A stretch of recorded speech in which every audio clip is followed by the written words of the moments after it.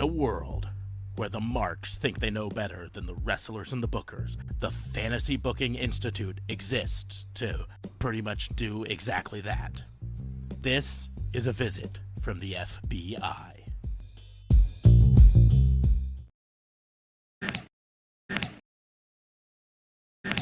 This is Dan the Dad, and you should listen to Raw and Order or you're grounded.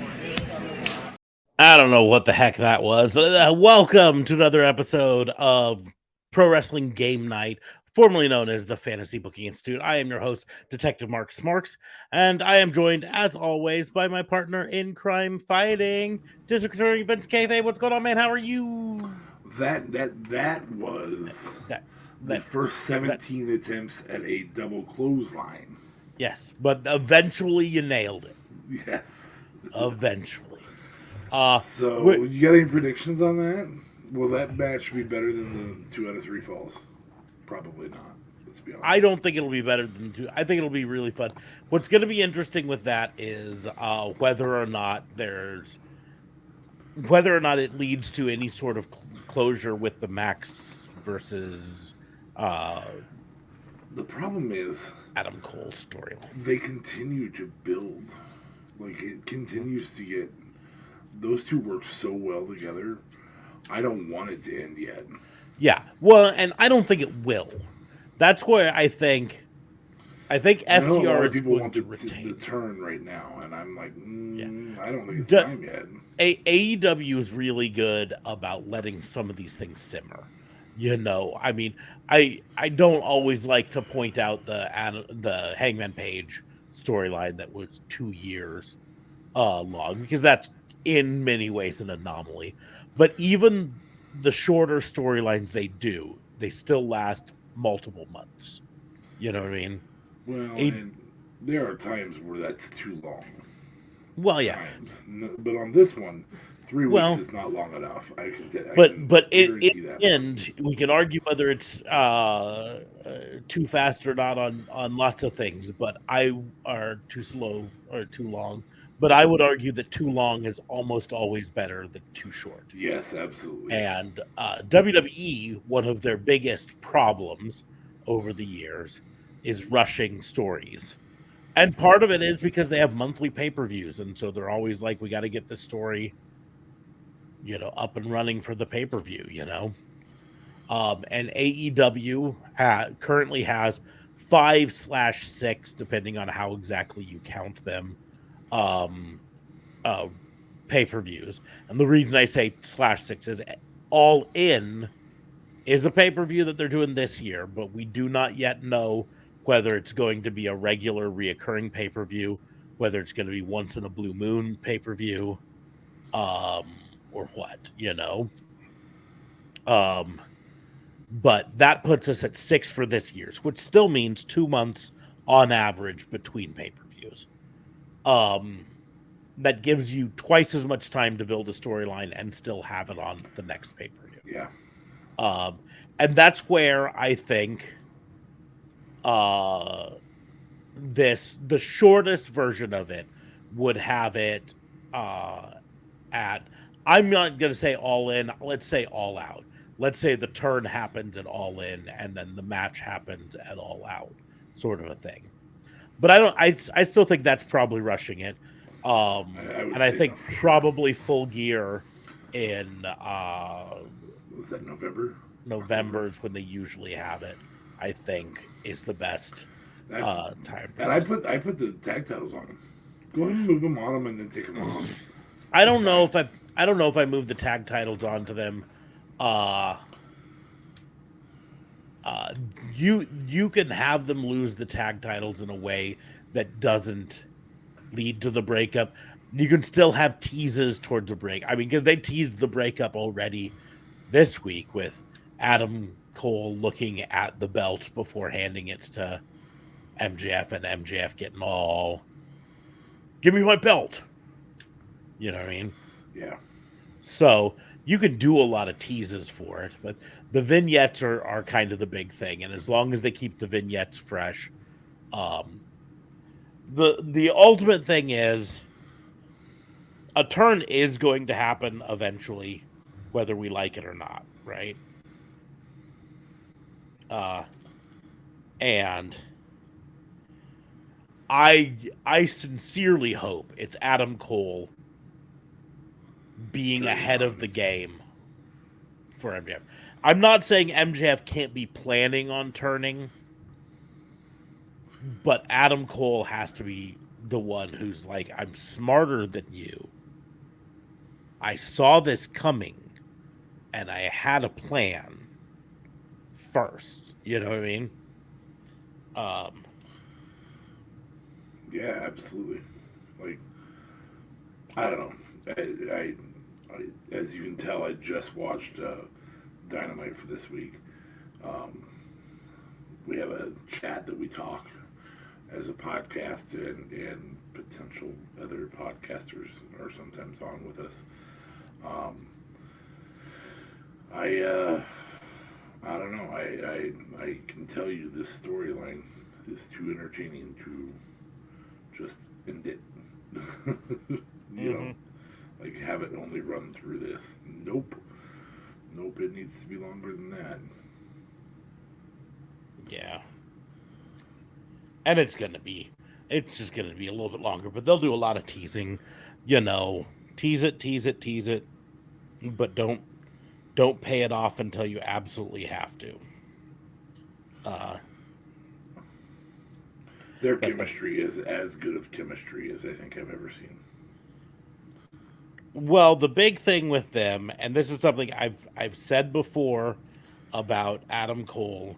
I talked about months and months, maybe even years ago, about the documentary about Adam Cole when he was on the Indies. And the one big takeaway from that documentary is how smart Adam Cole is on the business. And specifically knowing how to put over other talent. Even when you're the heel, your job is to make the face look good, Even in loss. even in a loss, right?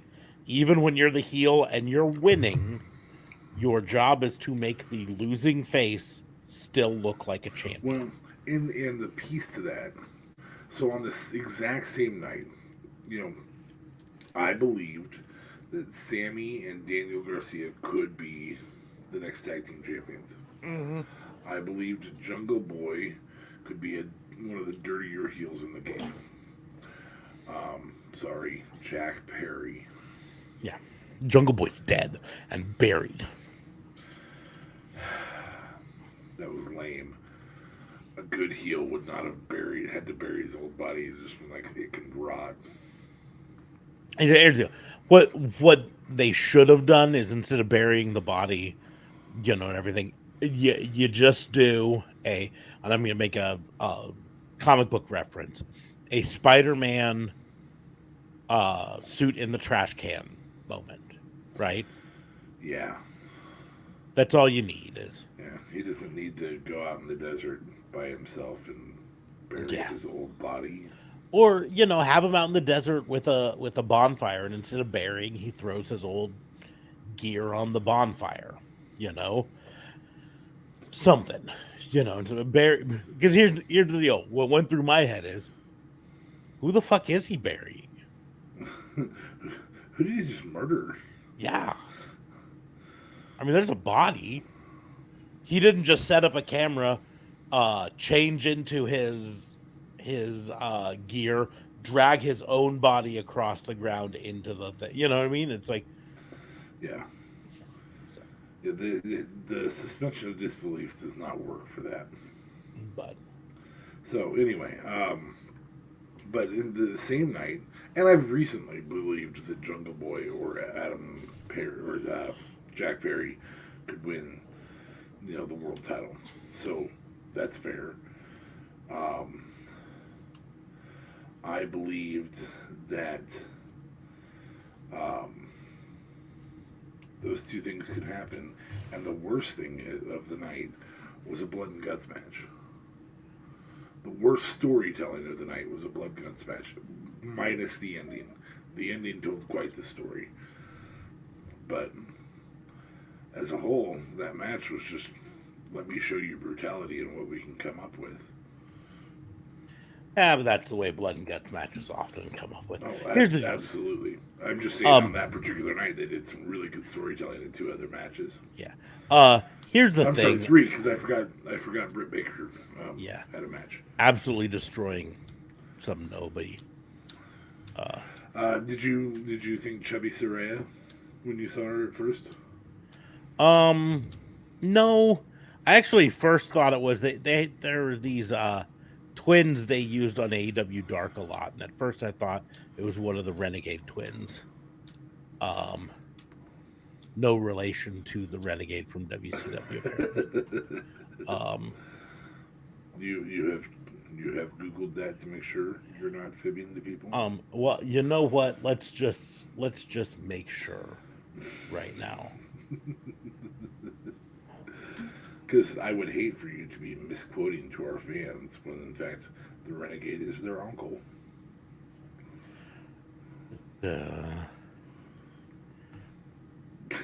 What are you gonna do if it says that they are? They were trained by QT Marshall. I would assume if they were children of Renegade that they would be trained by him. The interesting thing is it does not give real names for them, so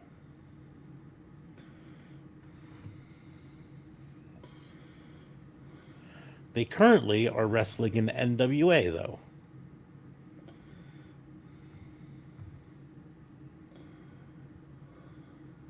But it does not say. I cannot 100% verify. No Charlotte Charlotte and Robin Williamson is their real name. Okay. So thus far, we're assuming that there are no kayfabe names connections. the Renegade, Richard Wilson. So different name, different last name than them.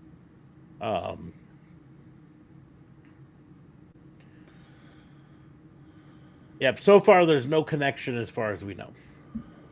So, anyways, but yeah, no, that was the quickest match you could possibly do. I did notice though when watching it, I pointed this out before about Britt Baker, but this was a very good example of it.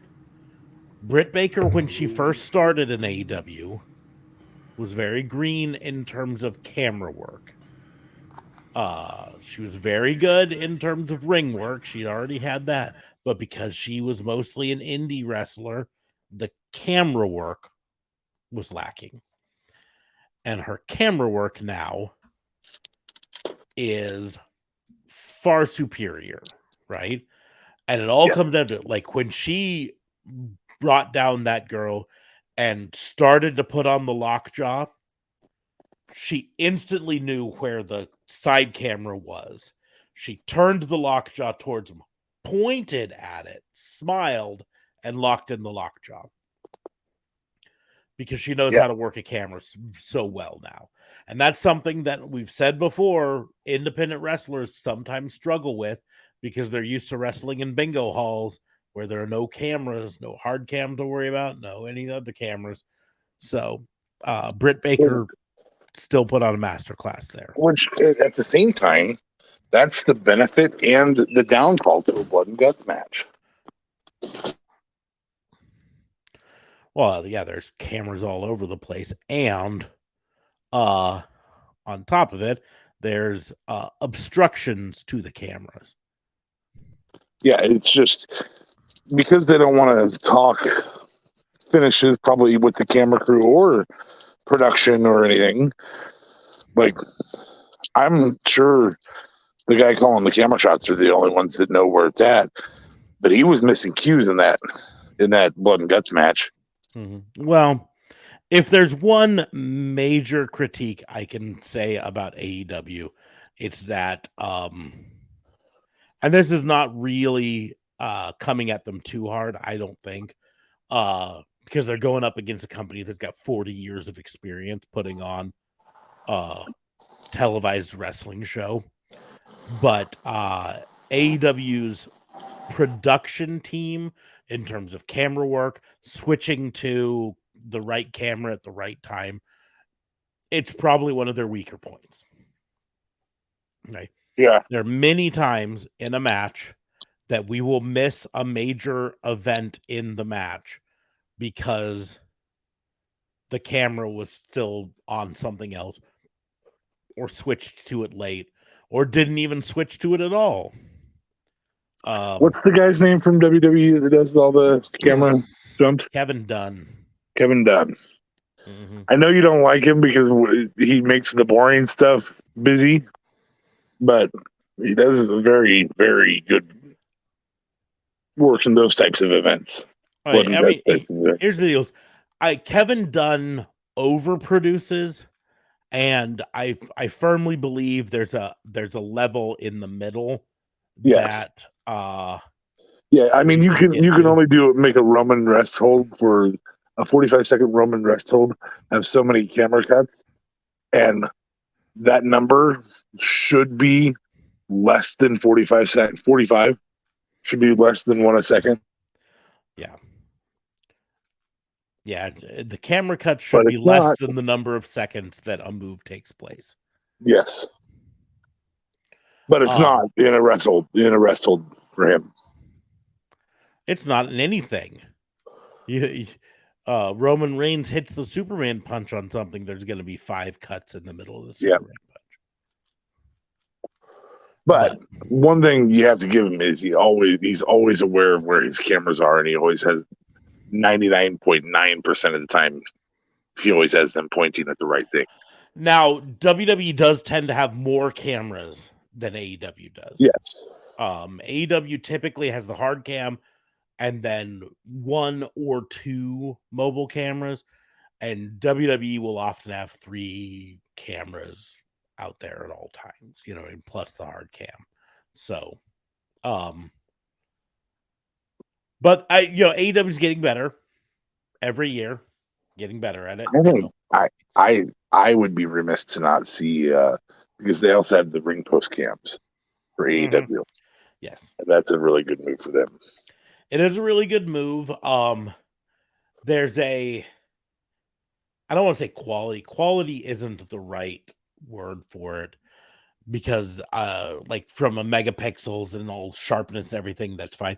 But they are a wider angle shot, so they're not as pleasant to look at. No. But they have to be. And so they have to be used very sparingly. Yes. But they also could be better at switching to them in certain times. And that's just something that experience is going to get you. I think a blimp view or an overhead view would be really fun. I was thinking exactly the same thing. Just straight down on the ring. So when 2 wrestlers are circling each other, you can see it from that angle, stuff like that. Those are all things that they'll get to. But anyways, just to explain to anyone watching this who's going, hey, this is normally their Tuesday night show. Why are they doing it on Thursday night? The long and the short of it is we're doing it on Thursday night because we thought we were going to have another guest here, and Thursday night worked better for them than Tuesday night. So we're like, let's do it Thursday night. And the guest didn't show. And then the guest didn't come. So but we are working, and by all means, if you want to be a part of this, if you want to test the waters, game nights are probably the nights to do it. They are more fun when there's more people. A lot more fun when there's more people. So I'd love to see a night where we get 6 people on here playing games. That would be a blast. It would be nice. There's a new feature that Twitch has just started opening up that I've got to look into seeing how we can implement it into our flow. That would allow us to pop guests in from Twitch a lot easier, but I got to figure out how it would work into our flow. We turn game night into a Q&A night. Mm-hmm. No fantasy business. or a, hey, you want to participate in the game, we're going to bring you in for one round and see what you do. I do want to take a moment to show something here really quickly. This is something I'm actually surprising DA Fabe with this, because DA Fabe does not know what I'm about to talk about. But I want to put this out there for the people that are watching, the people who subscribe to us, the people who are just following us on Twitch, people who might just be um, uh, thinking about following us, or thinking about um joining us in one way or another, thinking about buying merchandise. How do you support us? I want to show you guys something here really quickly.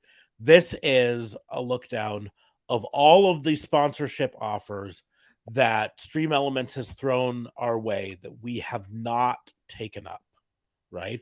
Now, we didn't take these up for a lot of reasons, but the biggest one being we're not a video game channel. And if you notice, these are all video games, right?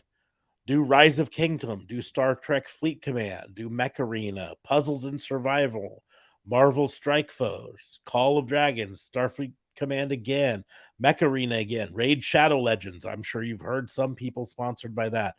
Final Fantasy 15, War for Eos, Marvel Strike Force again, Call of Dragons again. Seeing a couple of these over and over, right? But these are all ones that we did not take.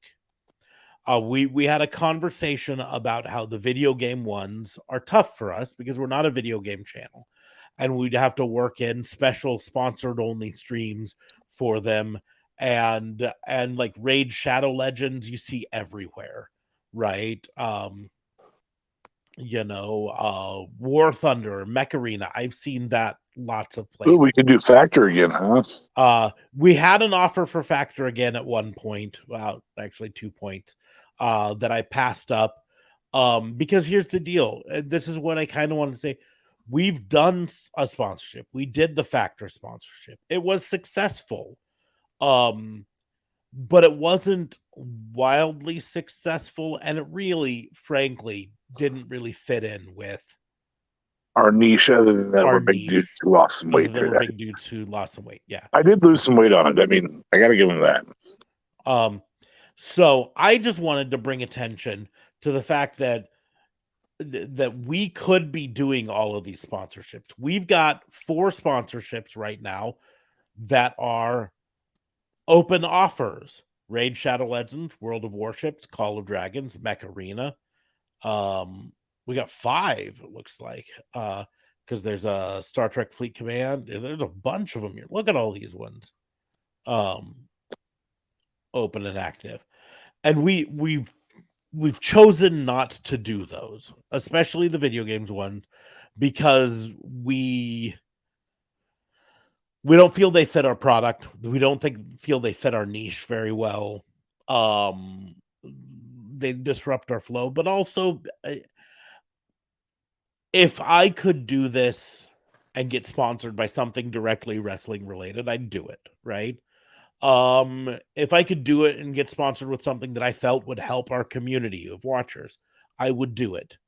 But I would much rather our viewers support us in a way like physical merchandise, support us in a way that way, because that gets you something physical, gets you an actual It's benefit also out of a it. lot cheaper just to go ahead and use your Amazon Prime subscription here, and just get rid of the commercials. Yep, get rid of the commercials. We've got talks about a way to kind of revitalize the Patreon, to make it something a little bit more desirable for people to do. Those are in the works, but these are all things that you can do to support us and help it, so we don't have to look at these sponsorships and think, should we take a Raid Shadow Legends sponsorship? I don't want to do Raid Shadow Legends. Everyone and their dog has done Raid Shadow Legends, right? Ronda Rousey did Raid Shadow Legends. We know we don't like Ronda Rousey. Puzzle and Survival, that's one that's come to us multiple times with offers, and every single time I'm like, I don't want I don't want to do a puzzle game on here. I don't really want to do a game, right? Like I if I would a happily do puzzles and survival if you want to if take that one, but if I don't want to saturate our listeners with that. the thing is, the reason I put it is every single one of these games is what I've seen a dozen other live Yeah, streamers or streamers do. That's saturated market number one. Number two, we're not a gaming channel. We're a wrestling channel, right? Wrestling and other entertainment, fine, right? If AEW Fight Forever came to us and said we want to do a sponsored stream, I'd probably take it up because that's something that affects the people who watch our show, right? Something they would like. I'm gonna do live playthrough at some point on AEW Fight Forever. I can't do it right now because I had to move my Xbox downstairs because my daughter wanted to watch me play more. how cool would it be if that was when you beat Big Show? I feel like I'm gonna have to cheat to be. I'm not cheat. Just play. What's the word I'm looking for? Scummy. uh, I saw a tutorial, Create a a character, video create a online. wrestler, and have it be overpowered is what you're saying. Not really just that. This guy on he's a streamer who's doing a lot of YouTube videos right now on AEW Fight Forever. He's an AEW fan. Um, Mr. Hartgrave, I think is his name. Fun to watch. You want to learn more about AEW Fight Forever? I highly recommend you watch his stuff. But he did a video on how to unlock lots of things, and he said how to unlock Big Show. The easiest way to do it is to do this. If you did this moves against a real player, that player would call you a poor sport, right? But it's effectively knock him out of the ring, beat them up on the outside of the ring until they get to 9, then jump back into the ring just so that you get that victory on the count out. You know, he says that's the only way he's been able to consistently beat Big Show. And I'll probably have to do that. I'm not going to be happy about it though. You know what I mean? That just doesn't feel right. But so anyways, I just wanted to bring this up. It may Uh be by design that AEW has you winning it that way to keep him overpowered, though. no, what AEW I think what they want you to do is um you can use in-game money to buy always special, and then you can use that to be able to hit him with your signature moves more and more, things like that. But it's really expensive to do, and so I think that's what they want you to do. And there are people who beat him in normal ways. I couldn't get him down. Not a single time. So, and here's the deal. I'm gonna be the first to say I'm not a gamer. I'm not great at video games, at any video games, right? Um, I play them for enjoyment, and I enjoy them, but I'm not like great at them. Anyways, I just wanted to talk about the sponsorships to let you guys know. Here's the deal: is if you've been a long time viewer, you remember the Factor sponsorship, right? And you may have been wondering, I wonder why they haven't been sponsored since then. This is why, right? You know what I would much rather do? I would much rather say we're sponsored. This episode is sponsored by insert name of other streamer who followed us and decided to sponsor one of our shows. Go watch their stream. You know what I mean? Um right now they're streaming insert whatever they're streaming, right? And so I just want people to understand we could be absolutely spamming you guys with sponsorships all the time, and we are choosing not to because these don't fit the idea that we have for this channel, this concept of this channel, right? Anyways, enough about that. Enough on that. This is wrestling game night, so we're gonna play some games. So, um, if DA Fabe wants to go first, he can definitely go first. Otherwise, I am ready with a game to play for him. Muted. I am, aren't I? No longer, though. So, were you ready to go, or did you want me No, to? you can go ahead and lead us off. Okay. Because I'm going to get boring with mine, so I apologize. Well, I can do mine. No, And it falls in, I suppose. I'm all Unless I ready. can think of a better one. Okay, go ahead. So this is inspired by conversation that went on in our group chat about debut dates. And in that conversation, my brain got mixed up, and I thought we were talking about one person's debut dates, and we were talking about someone else. And in hindsight, I look at the conversation. Of course, it was obvious who we were talking about, but my brain went to the other person, right? Oh, you're referring to AJ and AJ. Yes, AJ and AJ. So, one of the people in the group chat was talking about women's debuts and how often they get pushed too fast, right? Um, and or sometimes don't get pushed fast enough. Specifically, he was angry that Shayna Baszler has been on the main roster now for 3 years, and is only just now finally getting a serious I mean, feud. she had the sort of one with Becky, but the biting angle just ruined it. Um, and got started talking about women on the and you brought up AJ is what you put in there. And in hindsight, looking at it, I'm like, of course it's AJ Lee, right? Um, of course, right? Yeah, I mean, if we're talking about AJ Styles, yes, he has such a history that you can put him in and Yeah, push him but immediately. my point is, of course, we were talking about AJ Lee. We were talking about women, right? But when I see AJ without anything past that, and we're talking professional wrestling, even when the concept was women, my brain immediately went to talking about AJ Styles, who debuted on the main roster and had the championship within 8 months. And so I was really confused on it. I got even more confused when dates started being thrown out and they didn't match up with the dates that I had. And then I was like, oh,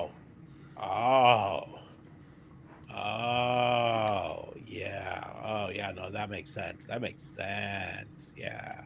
So, my game for you is debut dates. I am going to give a wrestler, and we are going to see how many points you can get Oh, off can I this. just give the year without like the? So, year, I'm going to specifically do this. Year is 1 point, month is another point, date exactly you probably won't ever get would be a third point. So each time I give a wrestler you will have a possible 3 points, right? Okay. um Also, if you I will have bonus point for if you can give me the year they debuted in wrestling. um So before there, mhm. Now, the important caveat in this game specifically is I am talking about WWE debuts.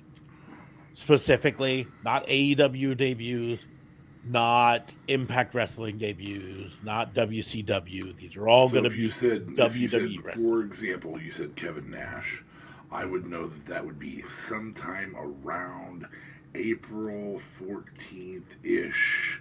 It was after WrestleMania. Um, it was after the kick. It would be, yeah, I still think April 14th ish of 1992. I will have to double check the date that I have on my thing. It does not line up with that, It might have been 93 for him. I'm double checking. I will take that back. I think it's 93 for him. Kevin Nash. But I'm pretty sure it was in April. It was 93.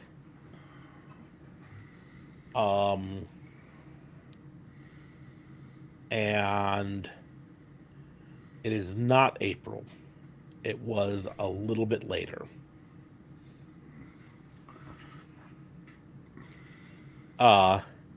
His official debut was June 6th of 1993. But that was at a house show. So you could also do June 7th, 1993, when he debuted on screen on Raw as Shawn Michaels' bodyguard. Yep.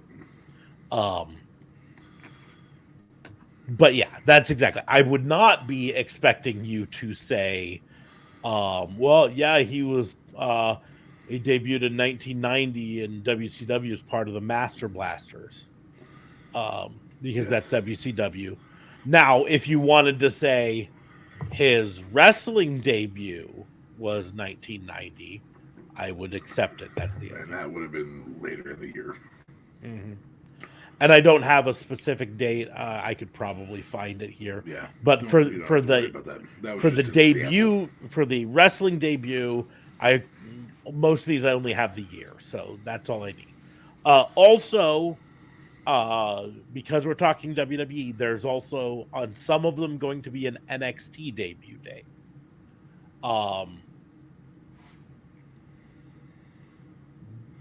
That will be additional points as well.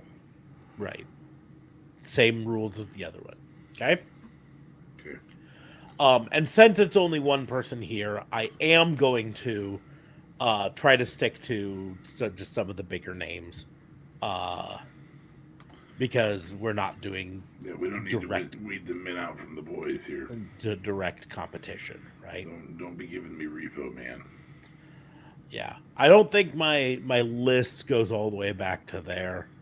And my list also, importantly, I will tell you this right now, is from 2021. So debuts since then are not on here. Okay. So we are going to start with Becky Lynch. Becky Lynch main roster debut.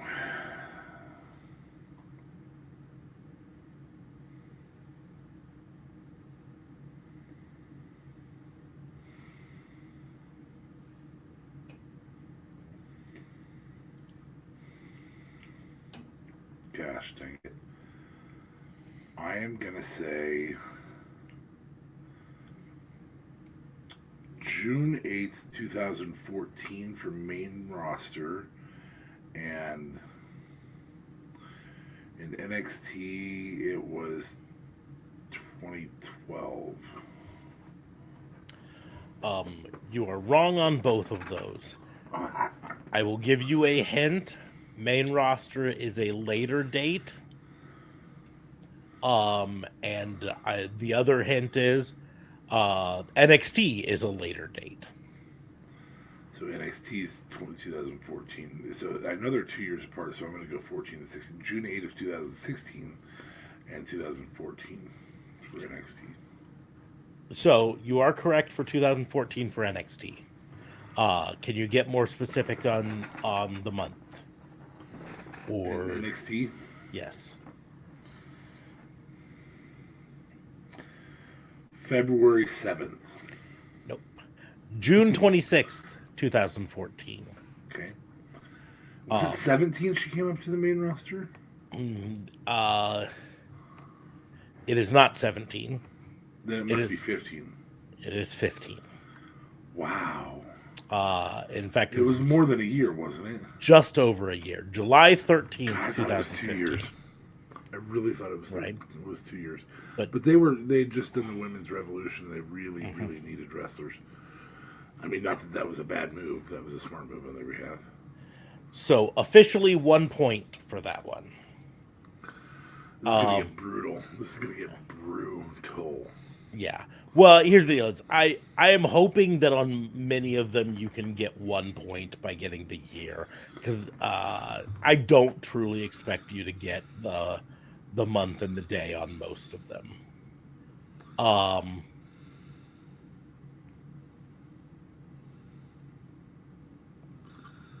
to give me another person, I assume. Yes, I'm deciding. Okay, we will do Excuse me. Where is he? I know he's on here. Sami Zayn.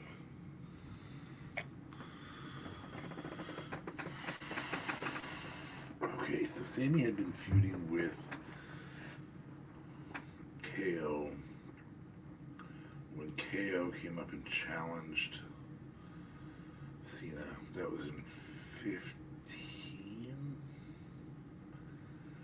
I'm gonna say that was 15 that KO challenged Cena. Sammy came up after that. I'm gonna say Sammy came up in 2017 to the main roster. No. I'm going to say he came up in 2016 to the main roster. And I'm going to say it's...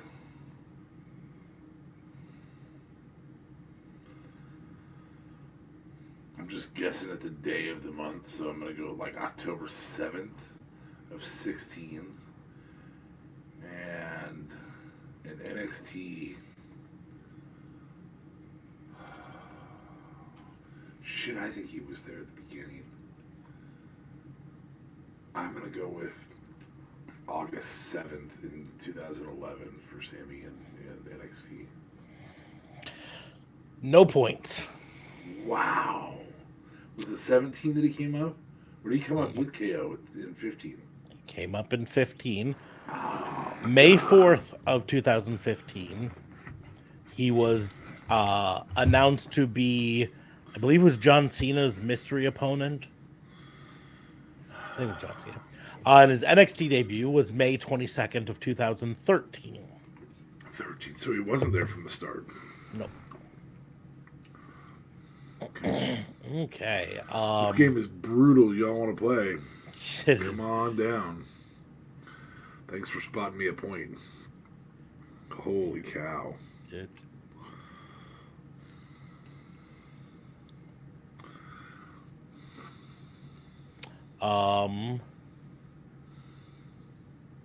here. We'll do one that will get you a point probably pretty fast. Kevin Owens.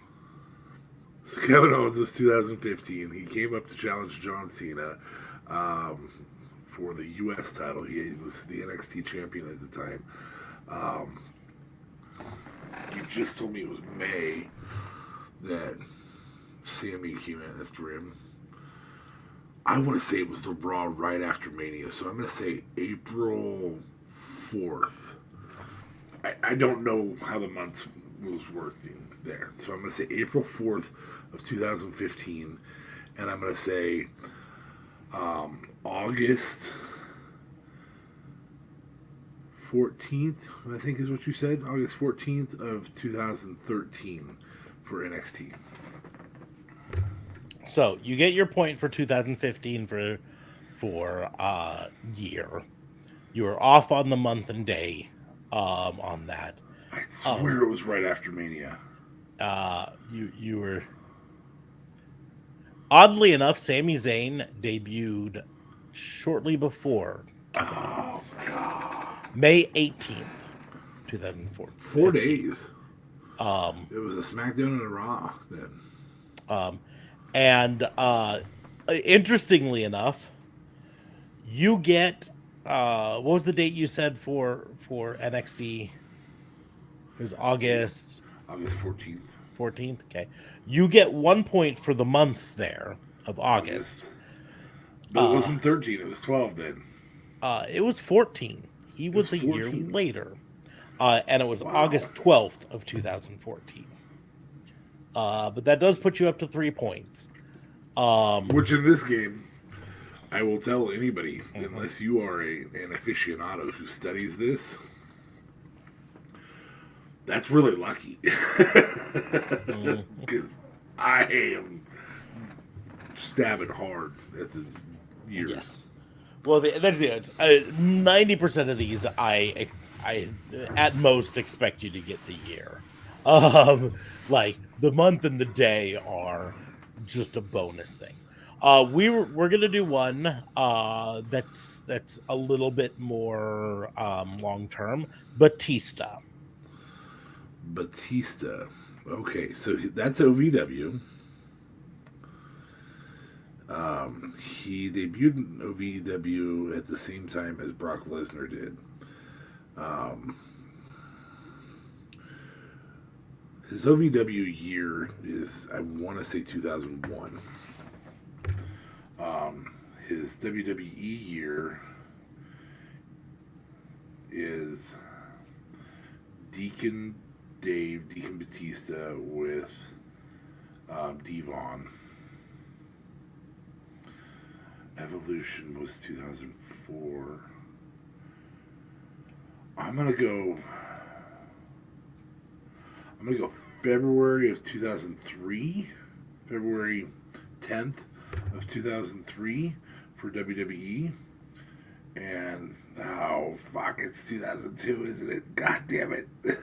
I saw the look on your face. No, I'm gonna go February 10th, 2003, and I'm gonna go with August 4th, OVW 2001. So, no points. Oh my god. It's 2002, isn't it? Because it was 2002. Oh my god. It's so close, too. Like, it's end of year 2002. It is actually May 9th of 2002. Really? I just have Preacher Devon off by a little bit. God dang. Any points for Evolution? Evolution, I want to say, was 2004. I want to say it was like March of 2004. You also would not get points for that. January of 2003. Wow. It was a lot faster, so. Yeah, I just thought he went back to OVW for a little longer than that and was Leviathan longer than that. God dang. That's tough. Sorry. Okay.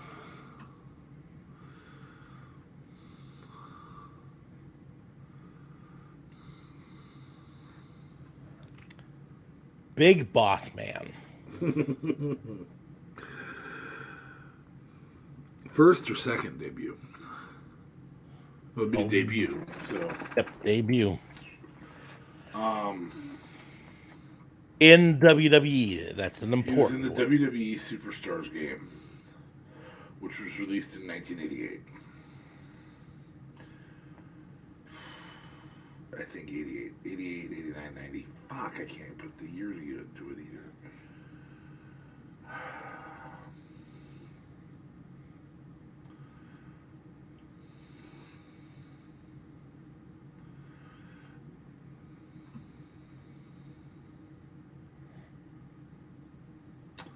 August 6th, 1986. No points. No points. You were really, really close. Start off June of 1988. We don't have an official first day record, but you were right with the video game 1988.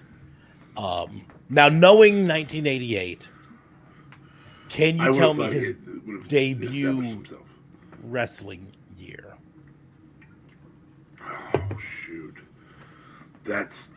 I mean, WWE only is at this juncture only been WWF for 4 years since 1984.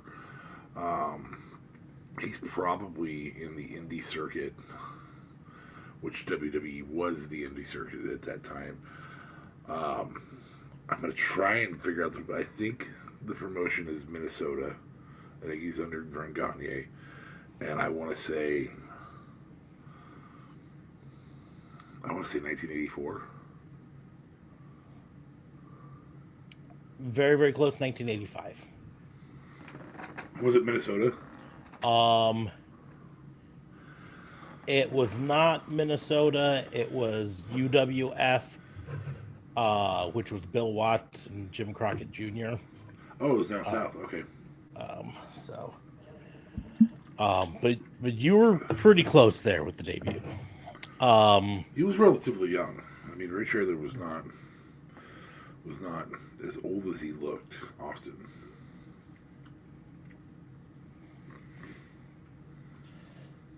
Before I give this one, I gotta check something here real quick.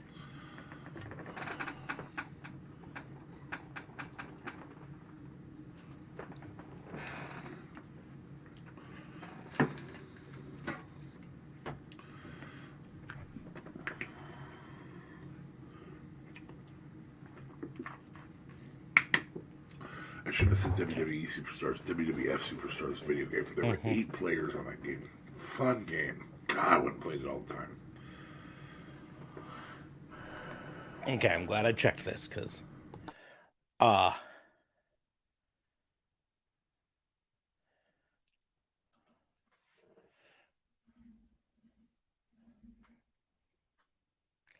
your next one is Bray Wyatt.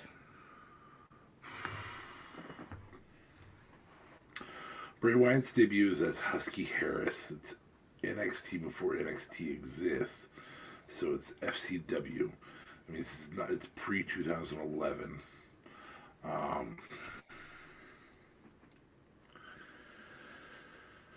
When was the feud with Cena?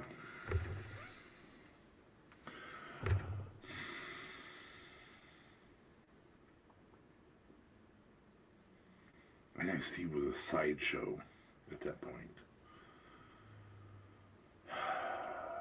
Kurt Angle's still there. No, that was tough enough that Kurt Angle was still there for. Oh hell, I'm gonna take a really big stab in the dark here and say June 15th, 2009. God, is it 8? I'm gonna leave it at 9. June 15th, 2009. You really have a habit of being so close yet off by a year. His official, and here's the deal. There's the reason I had to check is because it didn't seem right on the one spread. His official television debut for WWE branded product, which you were correct was NXT, was June 2nd, 2010. So you do get a point for June, though. You're right on that. It was. I'm trying to put my feuds together in the right years and everything. He debuted, though, for FCW in February of 2009. Yeah. So that's where my spreadsheet lists that as his debut day. But FCW, to me, not count as a WWE debut. No, it's effectively NXT, but it's not. Mm-hmm. Named that. Okay. I can tell you a whole lot about how their debuts happened and everything, but next one, Shawn Michaels. Fuck you. I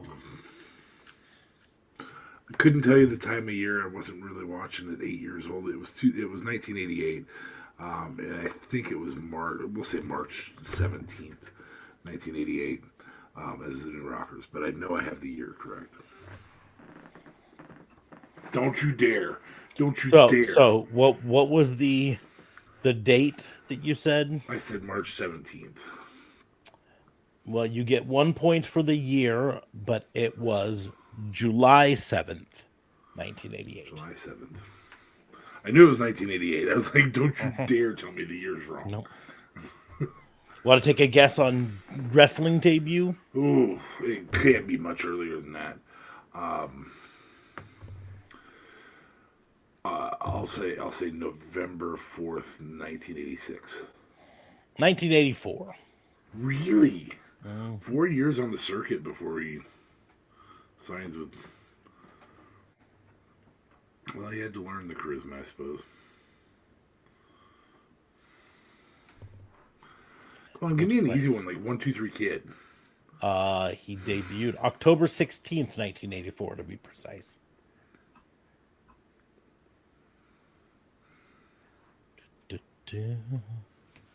I would assume that's like either Tully's company or something down in Texas.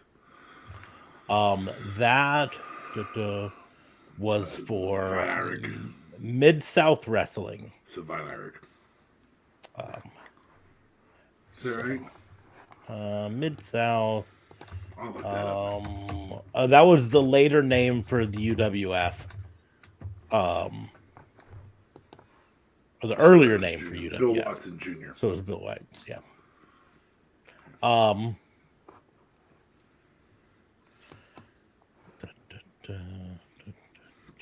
So that wasn't the one that was owned by Von Erichs. No. I knew it was Texas.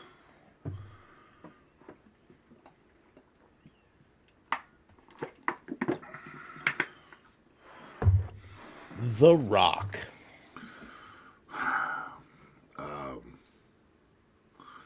Survivor Series 1996. November 4th, 1996. And also his wrestling debut. Survivor Series 1996.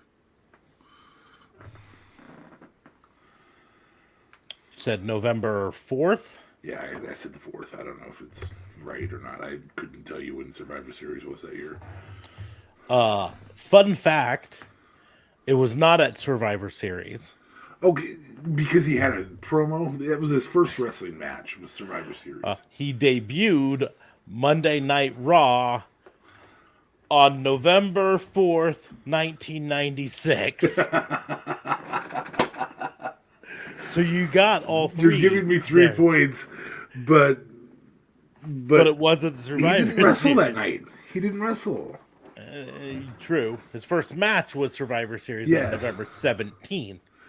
I knew it was November in 1996. I just didn't know. Okay. So you're correct on his first. If you'd have moved me all the way back to like October, I'd have been mad. I'd have fought you harder, but you gave me 3 points because of it. Yeah, I just think the fact that you got November 4th, 1996, which actually was his debut on screen, that's worth the points right there. I'm Rocky Maivia.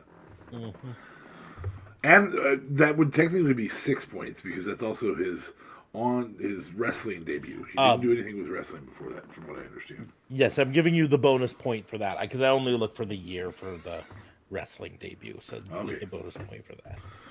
I'll stop giving dates for those then.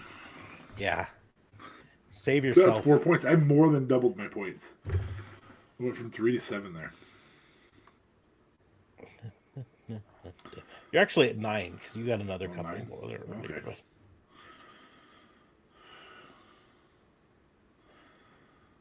Okay.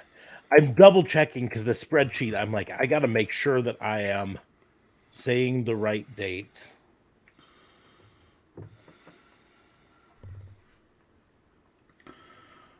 Yep, see, the spreadsheet is wrong on this date too. Steve Cold Austin is what it has on the spreadsheet. Stone Cold Steve Austin. Cold Austin. Stone Cold Steve Austin was came to the ring in '96, so I'm gonna say '95. I'm gonna say he came out as the ringmaster in July. We're gonna go with July 24th, 1995. Well, you get the year right, so there's a point there. His debut WWF match was December 18th, 1995. It, however, was not broadcast until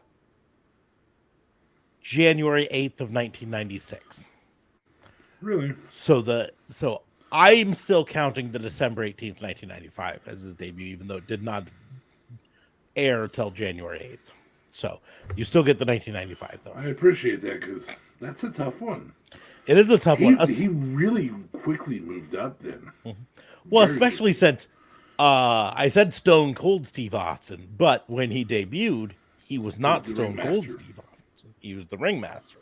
Yes. But I knew that's still his WWE debut. That's still his WWE debut. Yes. As for his WCW,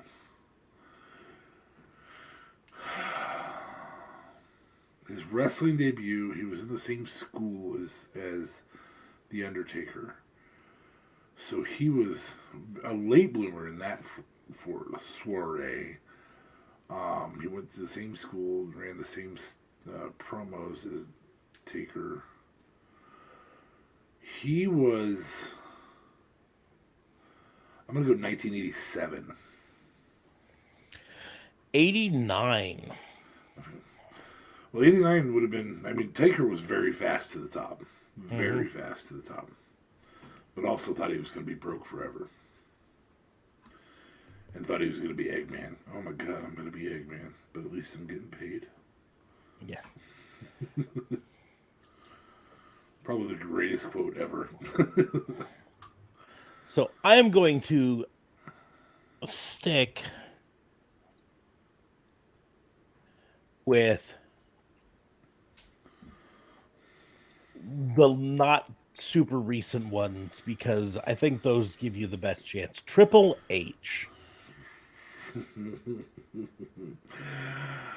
Well, yeah, I was able to study it more back then. Now everything changes all the time. Okay, so Triple H came over as Hunter Hearst Helmsley from being Jean-Paul Levesque and terrorizing. God dang, was that at the same time as Dustin? February 3rd, 1995 for WWE. 1 point for year.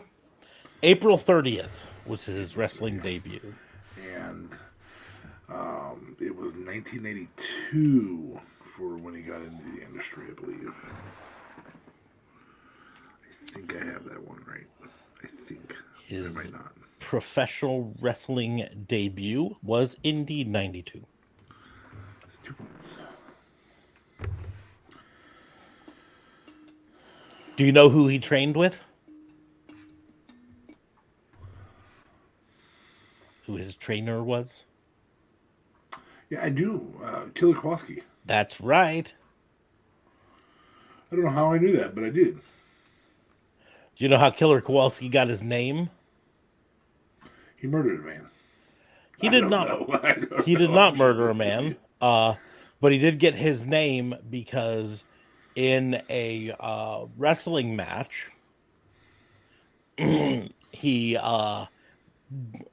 had frequently used the tie the person to the tree of woe upside down on the ring post thing, and then he would come in and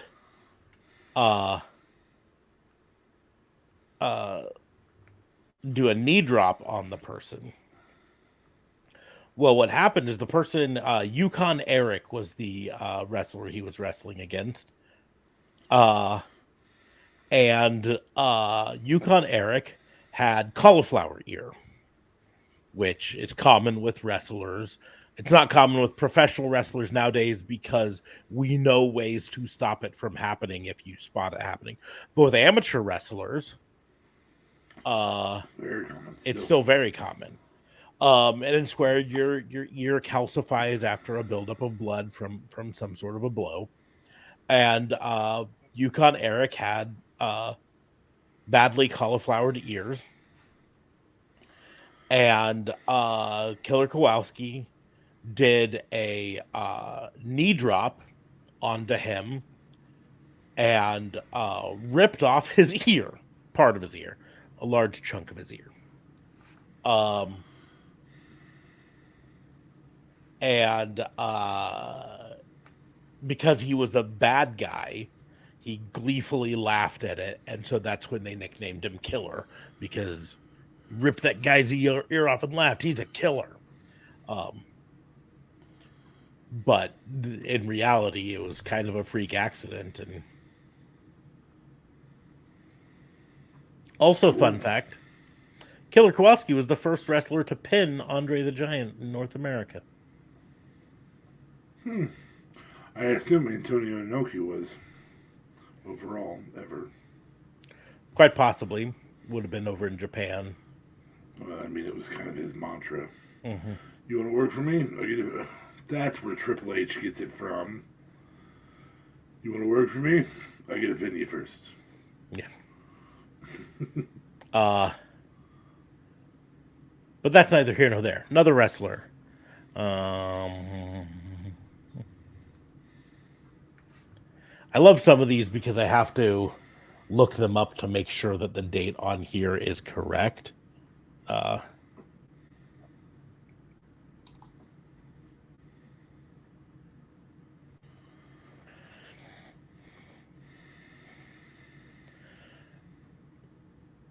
We are looking for the debut of a Zack Ryder, aka Matt Cardona, In WWE. in WWE.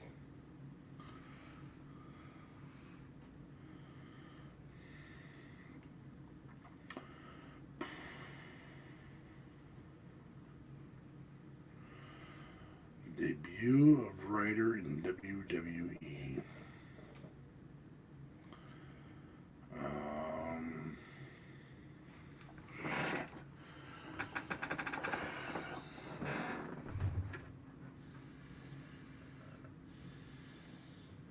September 3rd, 2006.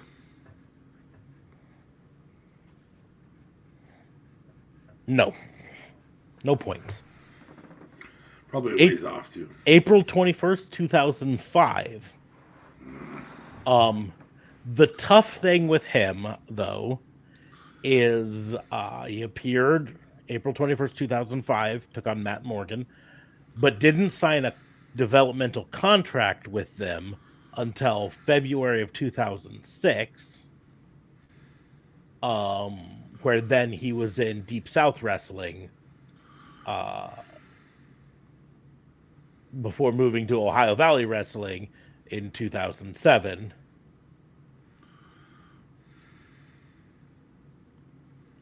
And then finally back up to main roster in 2007. Woo, woo, woo. You know it.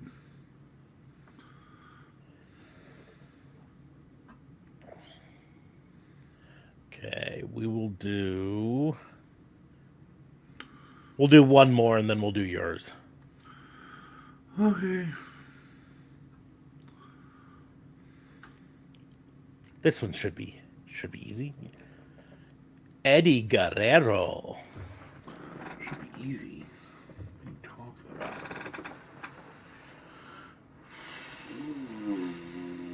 Well, it should be relatively easy because it was a big deal.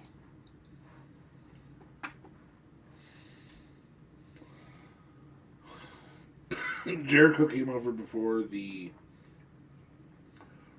whatever they were called, the Rascals or whatever. Yeah. Jericho was in 99. I'm going to say 2000. I'm going to say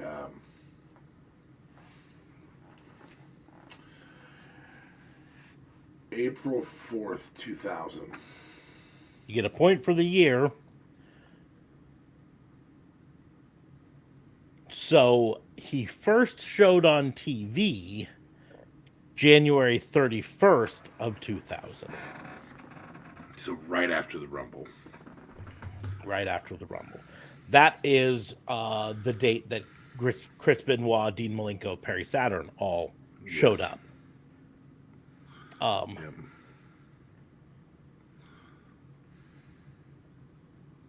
So that's his first appearance. His first match, I don't actually have the exact date for, but he did dislocate his elbow, so he was out for several weeks before he came back.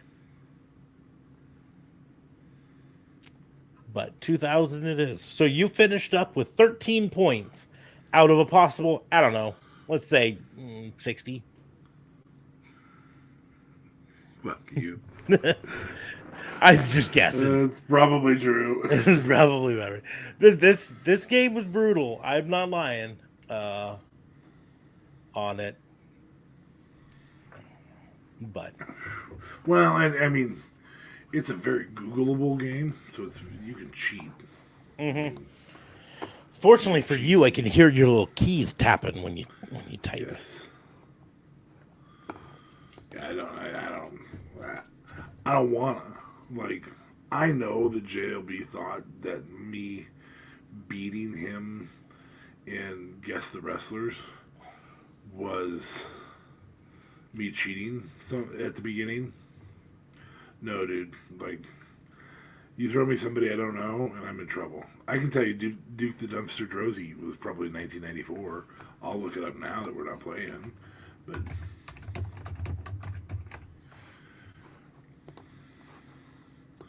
Duke Drozy, early career, World Wrestling Federation, 1994. He signed his contract, given that gimmick. In the summer of '94, he was on. He had his first match against Barry Horowitz on May 23rd, '94. Boom. Like, I just have to put them into certain places. Like, that's why I'm within a year on all of them, because I can do that. But to pretend that I would have known that would have been May 23rd, no, I just knew it was 1994-ish. Hell, had it been 1995, I would not have been surprised. Or 93. But I can put people in an era. Well, since you talked about sponsorship earlier, I thought we would go back to an oldie but a goodie, because we're not going to spend much more than 27 minutes on this. So, we're going to flip it. Used to be that I gave you the wrestler, or I gave you the product, you gave me the wrestler. I'm going to give you the wrestler, you give me the product. Fair enough? Okay. So this is just product placement. So we're going to start with Duke the Dumpster Drozy. Rubbermaid. Now I want to see pictures of him just to see if he carried a Rubbermaid one. It was a plastic trash can some of the time. Some of it was metal. Most of the times it was metal. But he did carry a plastic trash can some of the time. So I'll give you that one. Big Boss Man.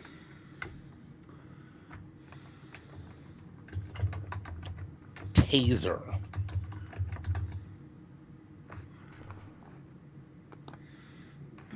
Like Taser the brand? Yes.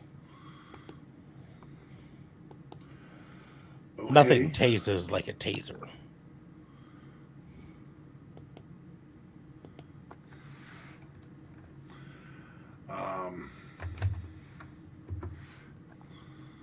Fair enough.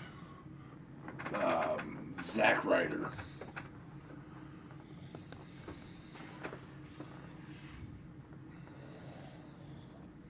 Give me a second. I gotta check to see if this is a real product or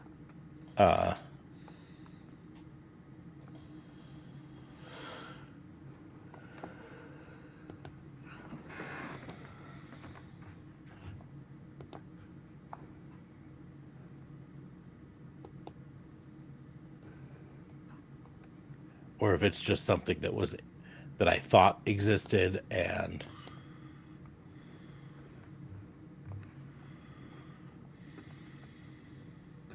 okay. Well, the first one doesn't exist, but I can do just as well. Captain Morgan's bottled Long Island iced tea.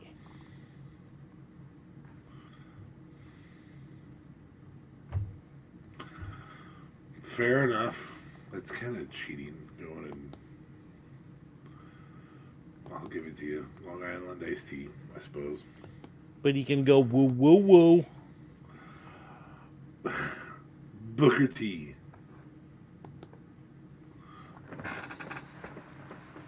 Death Row Records.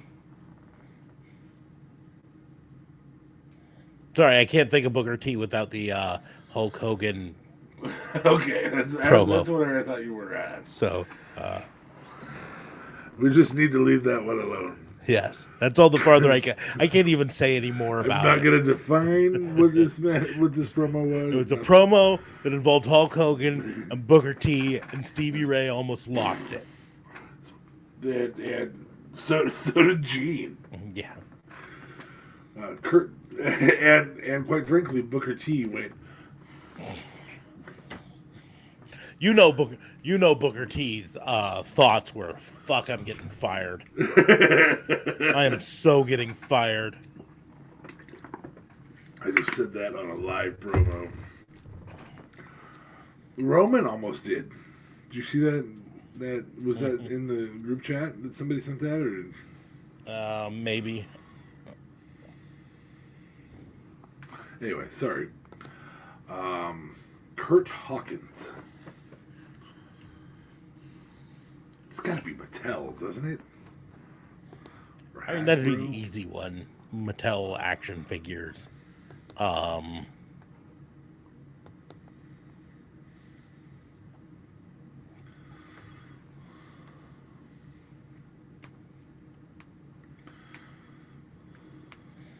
to think if there's a product that losing a lot. Shoulder pads make sense. Right, L shoulder pads. That way your shoulders are never on the mat. Or some weight loss company. You can lose more than I did. That's a good one. Weight Watchers. Weight Watchers. Sheamus.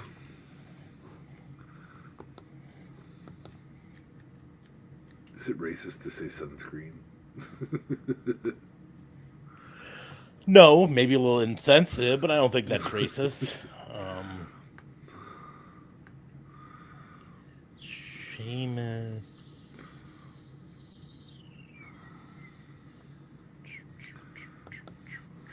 See, I don't see him as a Guinness, or even as a, Irish whiskey or anything like that sort of a thing.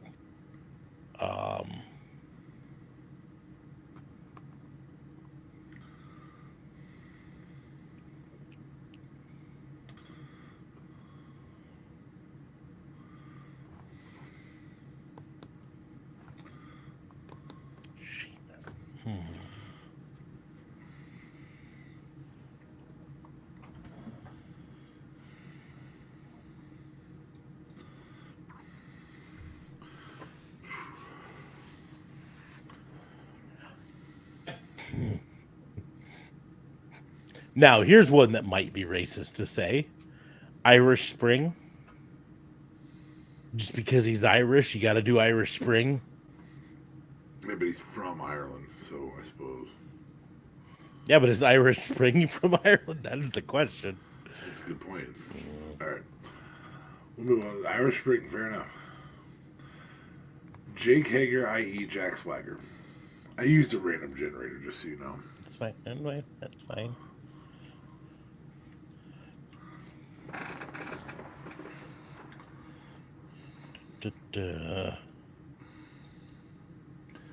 Bucket hats. Oh, that's a good one. I mean, kind of right now, he is already a sponsor for bucket hats.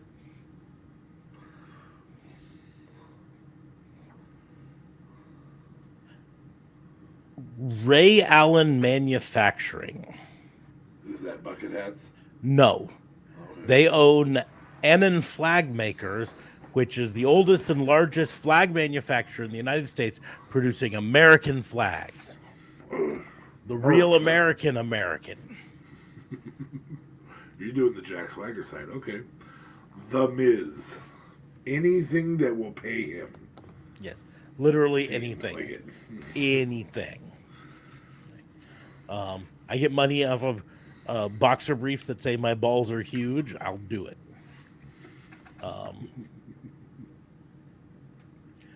Frankly, it's going to be the next season of Real World. It just makes sense. You know. I mean, you can make it big too. Puck did, and so did I. Mm-hmm. Don't try to look up anyone else. Just take our word on the two of us. We were Uh, assholes, and we got big. No, there was another one. No, David didn't. He was just an asshole. Now there were some people from Real World who made a lot of money on the challenge, True.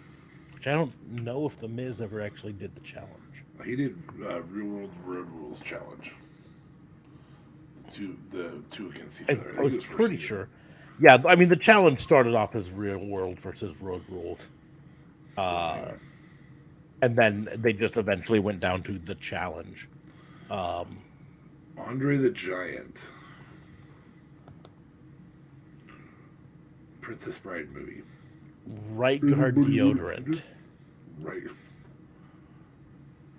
Big guy like me needs big guy protection against sweat. Not where I saw you going there. I also thought maybe a beer company and just have him picking up the beer can and it looking tiny in his hand and then like finishing it in one gulp and then When he grabs another one and it's a big beer, he's like, "Now that's a big ass beer." You could do peanuts. You could go, "Anybody want a peanut?" For like planters. Completely different niche for him, but still works. David Otunga.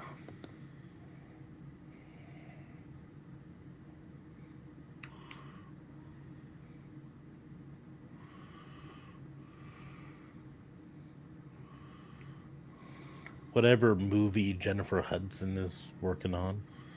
Oh, is he married to her? They were together. I guess I don't honestly know if they're still together. I was gonna go with like Jones, Preble, Smith, and Otunga Law Firm or something. I, uh, I'm going to give honor to this person and say their name, but you do not have to do a promotion for them.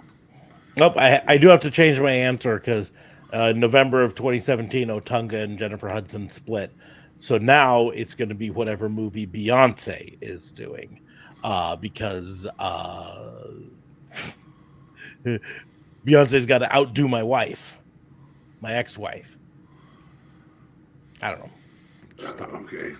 Anyways, what was the next one? Sorry, So my ADHD. again, I'm gonna honor this person by saying their name. You don't have to do one for this, but it popped up with Luke Harper. Rest in peace, Luke Harper. So you want to skip it? We can skip it. No, I'll find one. I'll find one for him. Join the Dark Order. We'll just it'll have to be something that's not quite as funny. Yeah, don't go tacky here. Yeah.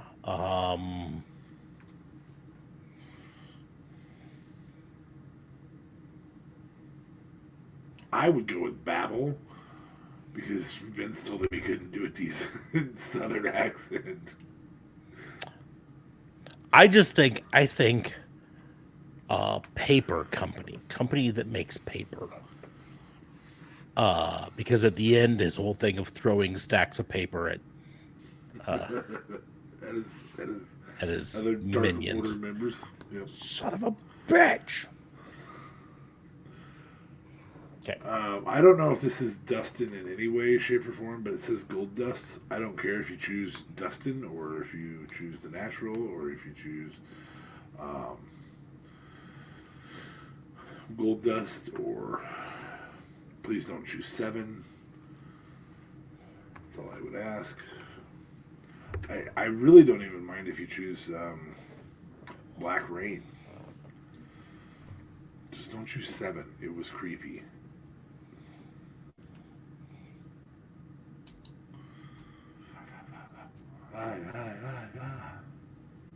Stuttering medication.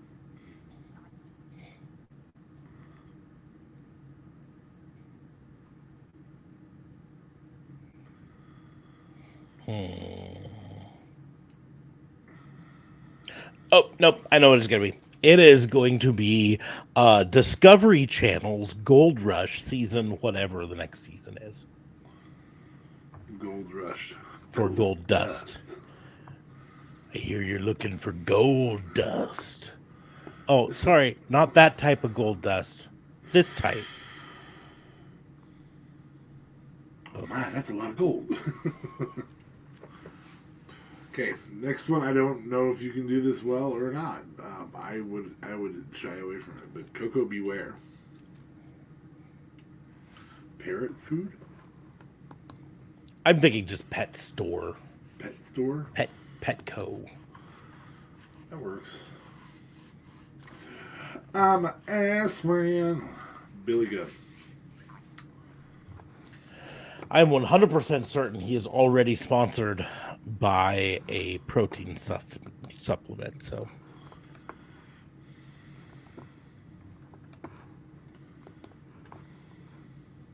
let's see.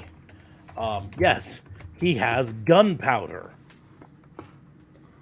pre-workout. Zone pre-workout. Pre-workout. Santino Morella. Santino Morella.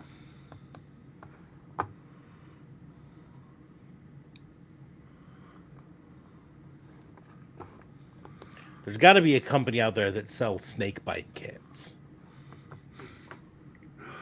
If you are approached by a cobra, You should hope you have some of these. never leave home without the cobra snake bite kit. I'm sure there is. All right. Okay, here's the real question. Billy Gunn's pre-workout gunpowder. It's a good name for it.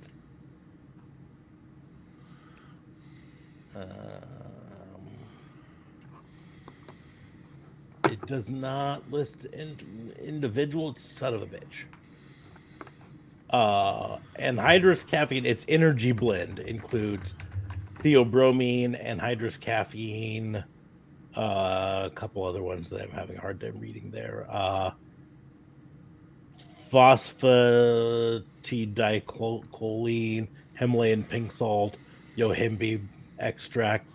It's 454 milligrams. I'm willing to bet most of that's caffeine.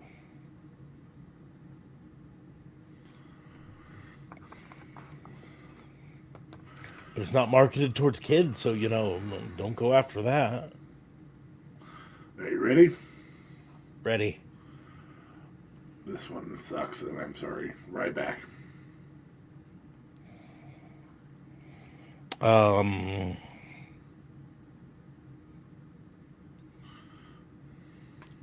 CC's Endless Pizza Buffet. Feed me more. When you're broke and you still need to be fed more. Because nobody will hire you. Feed me more. Sir, this is a buffet. You can go get your own food. We don't have waiters here. Such a poorly done gimmick. There's one here for Fernando, and I don't remember a Fernando, so I'm going to move on. I'm going to go with Hacksaw Jim Duggan. This is Ace Hardware all through and through.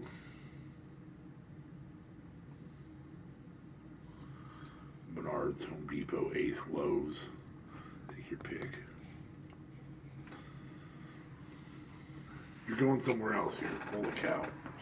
No, I'm sorry. I my brain caught on the Fernando, and I was like, "Who the fuck was Fernando?" So I had to look it up. He later became known as Epico Cologne. Oh. Okay. I'm still skipping it. Yeah, I don't have anything for him. So,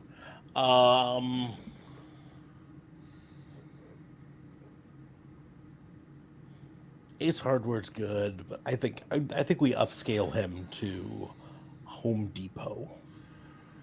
Hey, bud, that's my preferred big box hardware store. I prefer my little local one the most. They don't always have what I need. I have a Home Depot really close to me.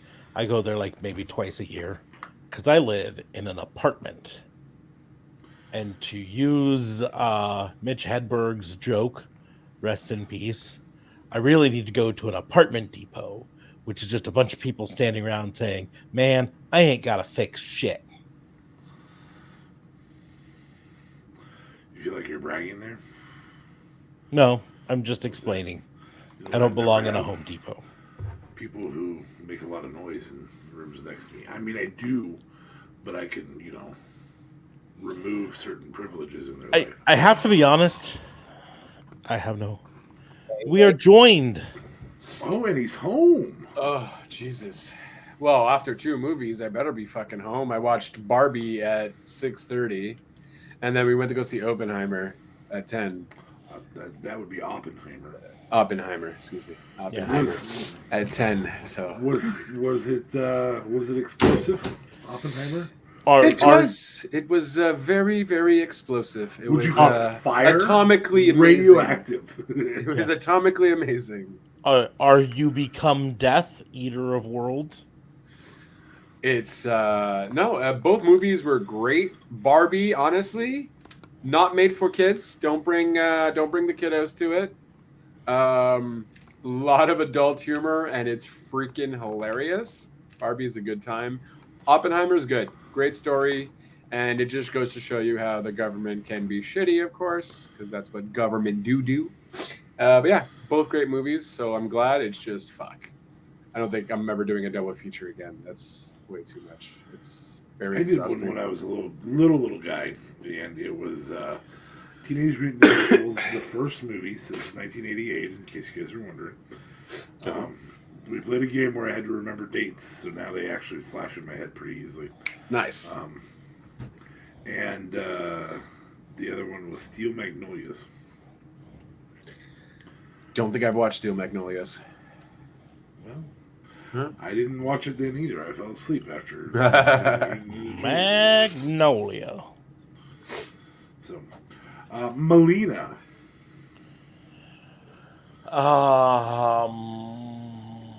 What are we doing? Brand?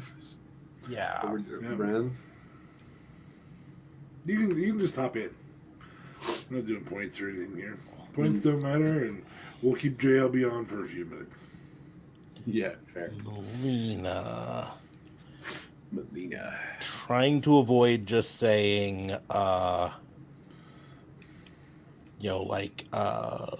Latino dancing instructor program or something. I was gonna say like a Zumba fitness thing.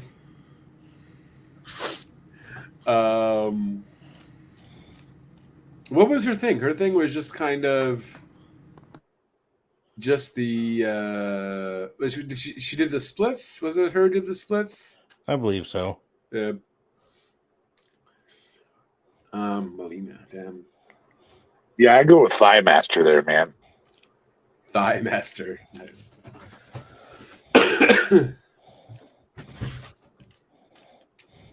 Yeah. Melina Zumba Fitness Training Camp. She has her own workout videos. DDP got the yoga. Peloton. There you go. Okay, that works. Should be a mad spin instructor. But your views from behind, so it makes it. Never mind. Definitely wouldn't mind her on the videos, though. Got the videos going. It will definitely keep you motivated. Keep you motivated. Oh. Mabel, i.e. Viscera. Well, if I'm choosing Mabel, I would do some sort of like king size duvet sheets or something. I don't know why that popped in my head, but I figured I'll just mention it because what Mabel wore was just looked like a big ass king size blanket to me, almost like a duvet. Mabel's duvets, king size duvets. That's what I'm gonna go with for Mabel. Viscera is a whole different story. Well, that's why I'm letting you pick. Viscera's garbage bags because they're better than Glads. Or they're stronger than Glads. So This is gonna sound weird when I say it at first. Third Man Records. Okay, I get what you're saying. Yeah, they make custom records for lots of independent artists and everything. But Third They'll Man, never come true. Their dreams will never come true, but see, you can listen, have your dreams. their bestseller, the White Stripes, does their thing through Third Man. So Oh, this is actually a company. yeah, it's actually a company, Third Man Records. I thought you were just making shit up. No, I had to look up to be certain. It looks like almost all of their top selling albums at Third Man Record are either Jack White or White Stripes. Bum, bum, bum, bum, bum, bum, bum. Sorry. He's going to Wichita. Seven Nation Army couldn't hold him back. Because that's what you need to go to Wichita, the Seven Nation Army. Man, I tell you what, I've been to Wichita a few times before, and I kind of wish a Seven Nation Army had held me back. Nothing there, huh? Because otherwise, I was in Wichita. Wichita may be the second largest, just gross brown town I've ever seen in my life. Vegas is the worst. This is the biggest. You land in Vegas in daytime and you're just like, ugh. Just because it's too fucking hot and It's just fucking pure desert. I mean, yeah, it's it's a night city, right? That's all they really when you land, all you see is desert everywhere. So you get down to Fremont or the Strip or wherever you're staying. Right. You have at least a little mini city. Rio or Palms if you're not staying on either of those.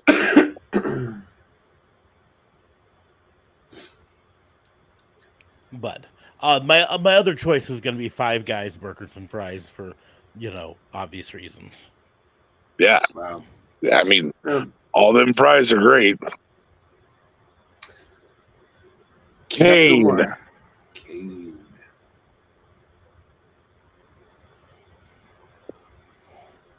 That's gotta be Kane.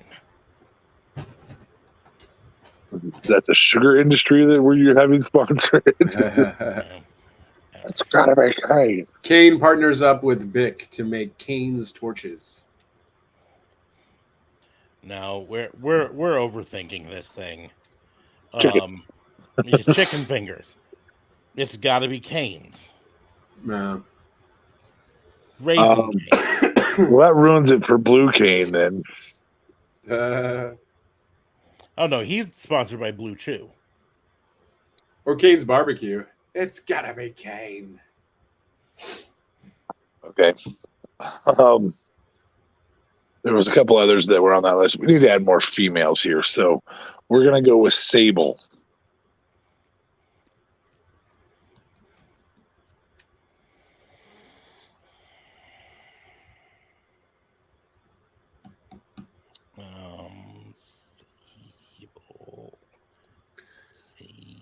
I mean, the only thing I got is like a bikini line or something.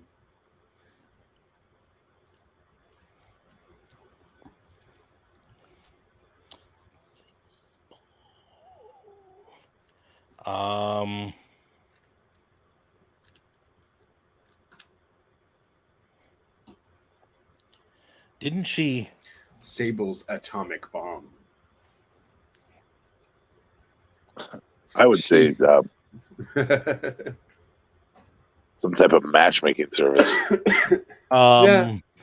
Leaving Mark Merrow for Brock. In the long run, leaving him for Brock. She left him before that. Didn't she leave? Oh, no, she left Mark Merrill way before she went out with Brock, right? Yeah.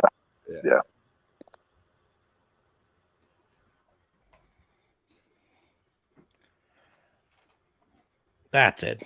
I'm going to go with a company that makes liquid latex handprints. Okay. Just because. Yeah, no reason. and the king would buy everything out. Oh, jeez. His face would be on it.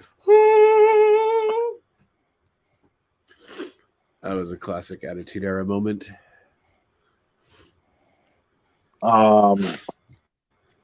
We will go with. We're going to do a few AEW stars here just to make it fun. Rebel. Nothing dental either. I'm going to make a caveat to that.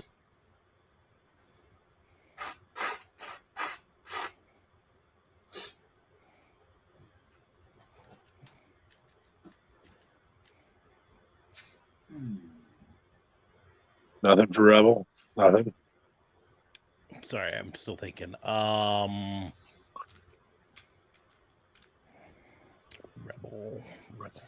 I'm just thinking it would be like an appetizer meal at Olive Garden's. Rebel sidekicks, and it's like an appetizer category on like for Olive Garden. I don't know why Olive Garden just popped in my head, but I don't know much about Rebel unless she was like a sidekick from Britt, and that's all she really did. So if we can't do anything dental, the fact that we don't know much about Rebel, we know that she was a sidekick.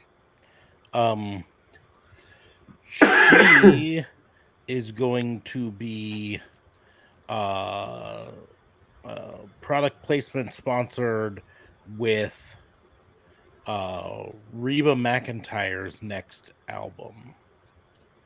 These are actual names. Red. Well, the whole joke when she first started hanging out with Britt Baker is that Britt didn't know her name, so kept calling her Reba. Yeah. So the whole gimmick could be, my name's not Reba, but mine is. Fair enough.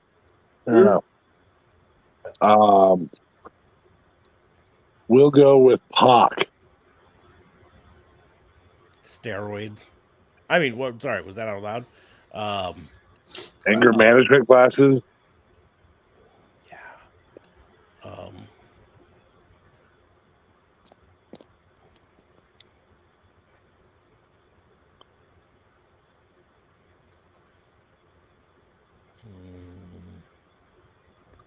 Anger management classes would work.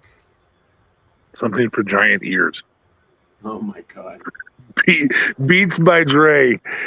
Oh Jesus.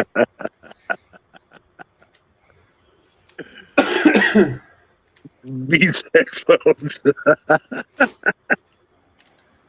Beats by Pac. I think a hair salon that advertised that walk-ins are welcome, and then he'll say, "What about walkouts?" Oh, but that was an interesting match. Blood and guts, I tell you, probably the best one so far. Just because it was different, maybe because it was different. All of them were pretty good, though. All of them were good. I think what set this one apart really was the fact that it didn't try to rely on some big setup finish. Like that's what killed the first Blood and Guts is they did. That was the one where Jericho fell off the top onto the very, very obvious cardboard crash mats. Right. And that definitely didn't. And this one, they didn't worry about that at all. So, anyways. Give me another female. We'll go with Chris Statlander.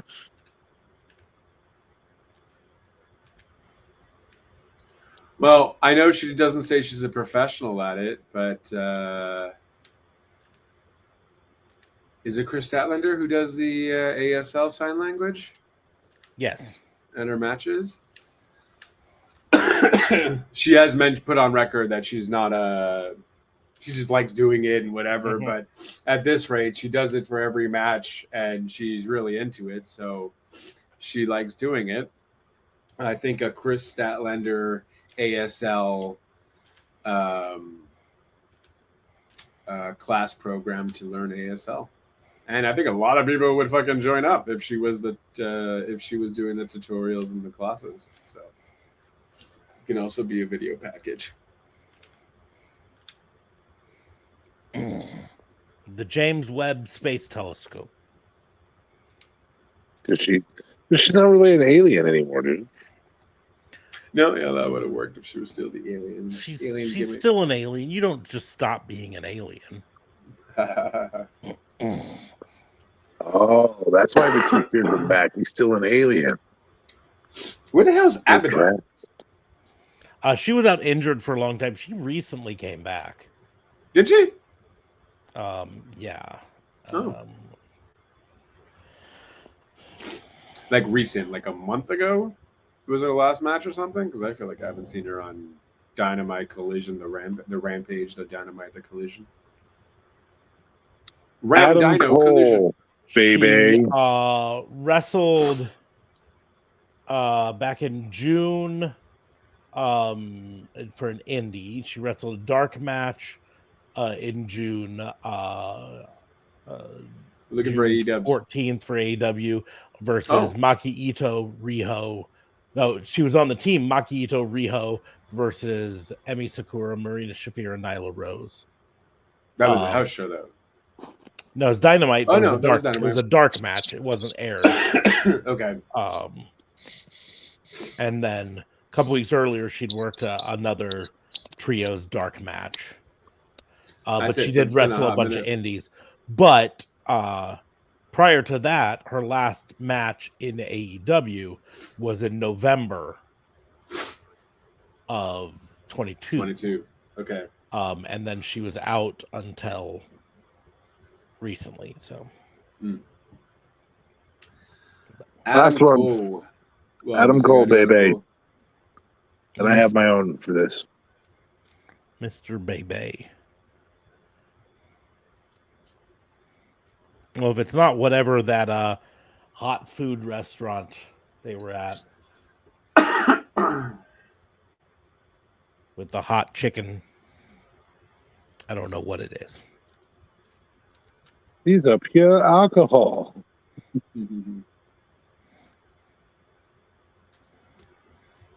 I'm thinking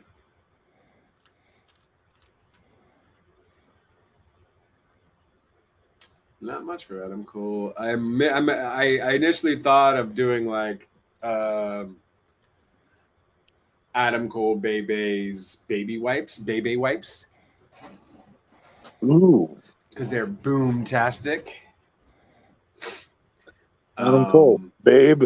It's Bebe. It's Bebe wipes. It's Adam Cole's Bebe wipes. Because they're boom-tastic. Give me a second. When your baby drops the boom.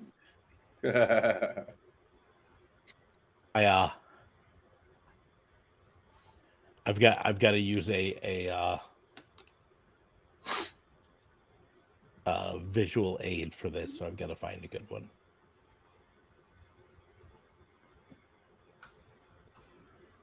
I hope you're doing like some type of seamstress service.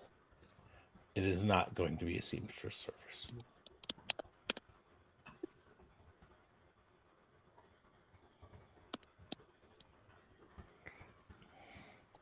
Want to find a good image to help me out with this.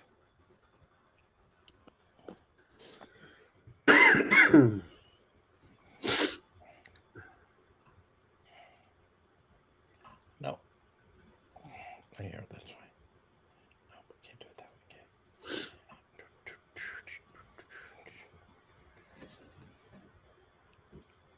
Okay.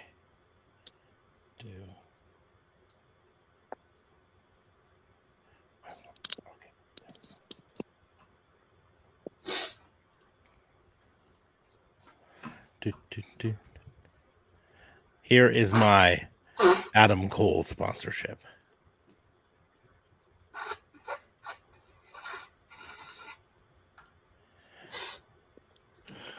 Adam Cole, old baby. Seasoning. For seafood, poultry, salads, and meats. I'm gonna try and do a crawfish boil soon, so I'll be having that in my hand. Anyway, Got to get some Tony Satcheries too. the thing I am doing for Adam Cole Bebe is Pitbull Radio on XM. And the reason I'm doing Pitbull Radio on XM is it's almost all remixes. And that mashup of Adam Cole's music and MJF's music was fire. It was very good.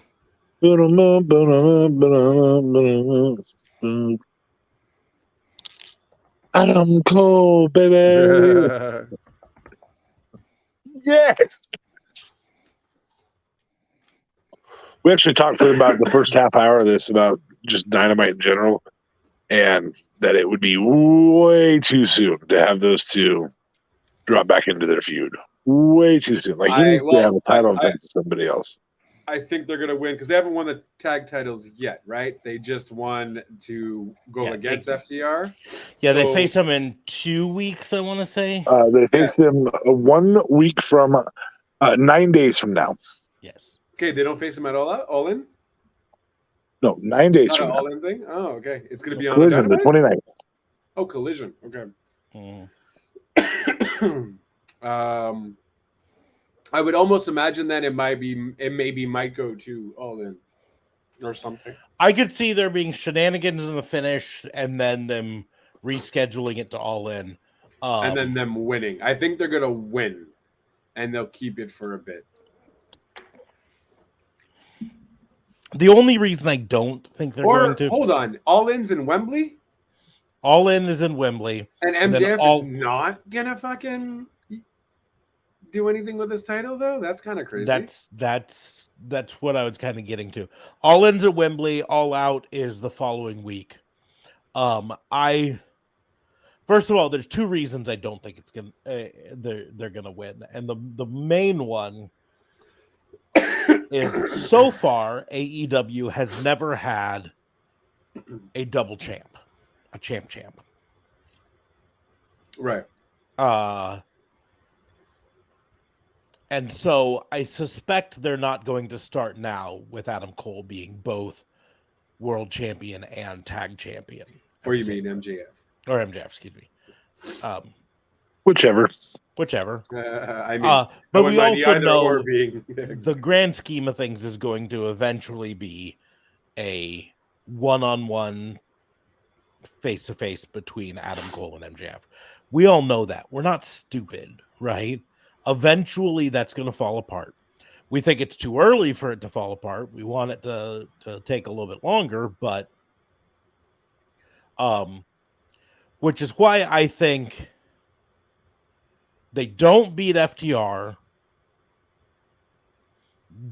and then MJF is going to have a match at All In versus somebody for the world title. Adam Cole is going to be in his corner for it, but either a miscommunication or a full-on turn happens, leading to a match at All Out a week later between Adam Cole and MJF. I still think that's too early, but I just see that's an easy way for you to hotshot a match in a week. You know what I mean? Yeah, and that does make sense, but I also don't think they should rush the MJF Adam Cole thing. I think maybe these two have way too good a chemistry to end this that quickly. I agree they shouldn't.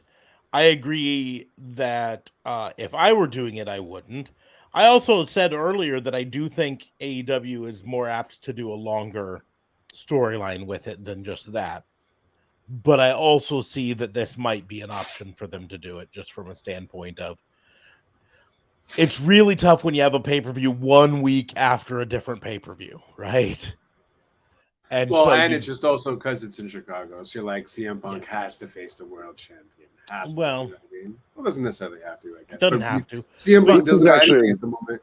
Really, really good opportunity to have their first I got DQ'd to save my title really, Possibly. really good opportunity for that because Adam Cole can say, "No, man, I saved you the title."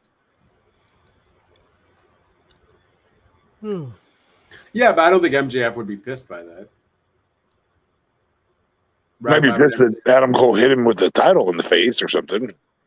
No, yeah, that's fair. You have say it is CM Punk. You have MJF holding CM Punk and Adam Cole coming at him with the title because the ref is down, and he hits MJF.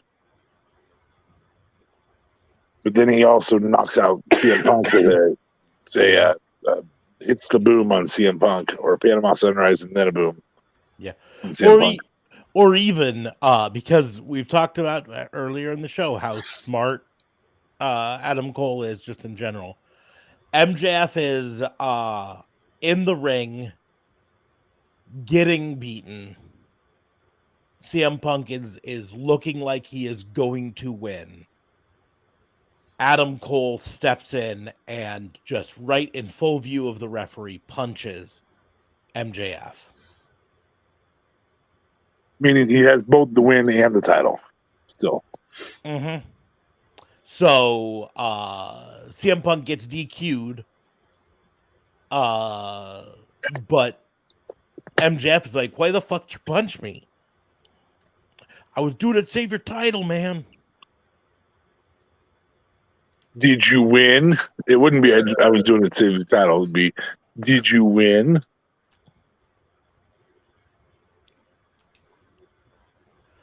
Well, do you want to hit JLB with a couple from your game? Oh, I sure before could. we go. Oh, my game was all sorts of fun. Dun dun dun. What was DA it? Fabe will vouch for how fun it is. It was brutal. Really? Yeah. I'd like to see how you do. You can hit him with a couple of the ones that I did well with, or the ones I didn't do well with. I'm gonna hit him with some fresh ones. Oh. But I'm gonna try to give him the best chance possible. Okay. So how creative do I have to be with this? Okay. You don't have to be super creative. In fact, this is not about creativity, it's about knowledge. Oh boy. Or maybe working your way through a problem. Here's the deal. I am going to give you the name of a wrestler. You need to give me their WWE debut date. Now, I understand getting the exact date is unlikely. So you get a point. You get a point. But as we found out earlier tonight, not impossible. But not impossible. You get a point for the year. You get another point if you get the month right. You get another point if you get the day right. So possible 3 points. Bonus points if they were in NXT, if you can get their NXT debut right. An additional bonus point if you can tell me when their pro wrestling debut. Oh boy. This is not my kind of game, but let's try it out. Now, I'm also going to, and I don't know if I don't remember if I said this with Fabe earlier, but there are some wrestlers that I am going to specifically point out that I'm talking about their real WWE debut, not I wrestled one match with them,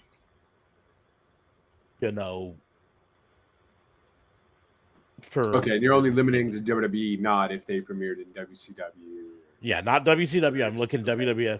But to use an example, I'm going to give something away. But in 2001, AJ Styles had a tryout match on an episode of Raw.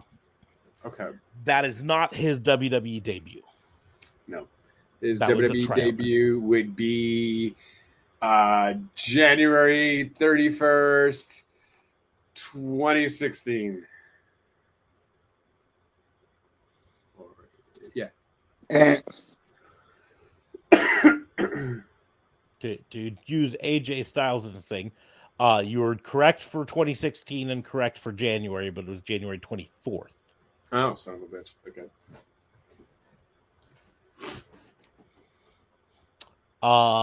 Let's do Bret Hart And WWE. in WWE.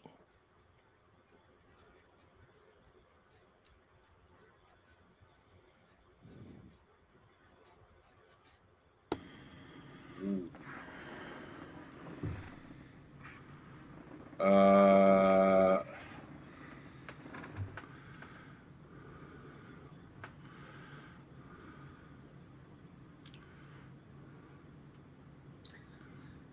September 8th, 1992. Wrong on all counts. Oh, shit. August 29th, 1984 In WWF? in WWF. I'd had him in '87, so No, but I mean, at least you got the decade right. Fuck. Okay, I still thought maybe he was like in. I don't know. He was doing something else, or he was in Canadian Stampede or something. Calgary Stampede. Not Calgary Stampede. His father's promotion. He debuted as part of the Hart Foundation, teamed with the Dynamite Kid. And you said 85? 84. 84. Fuck. Okay. You want to take a guess at his wrestling debut? Just the years all I have for that. So. Okay. So wrestling debut would be much earlier, meaning just anything. Yes. So 84 was WWF. I'm going with 76. You are correct. Bonus point for you for 76. I must have heard that on fucking Hard Dungeon DVD or something. That's why I guess it just clicked. or you just Okay. 7 years earlier. Hmm? Oh, yeah. I was, that's it. I would have forgotten that already. Even if I probably had listened You earlier. literally said 84. It was 84, so I'm going to say 76. Show off.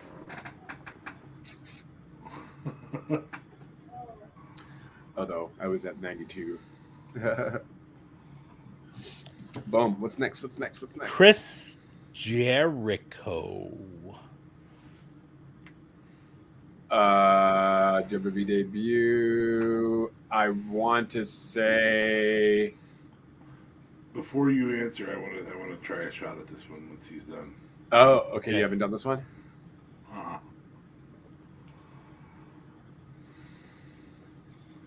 I think I can get the exact day too. I think I know it. Yeah? You want to go first, or you want me to go first? No, you go first. Okay. I'm not going to make it easy for you. Do you want to tell me the answer? I'm gonna fuck up on the year because I know it's the whole Y2K thing, but I still think it was before 2000 technically, and it was just like at the end of 99. So I'm going with October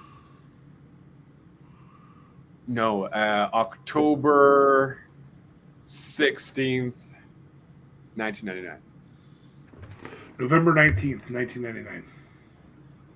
You were both correct with the 1999, but it was earlier. What? Oh, yeah? No. There I was only certain it was 27 late days. 99. There were only Yeah. 30 days, 35 days. August 9th was his first debut when he cut a promo.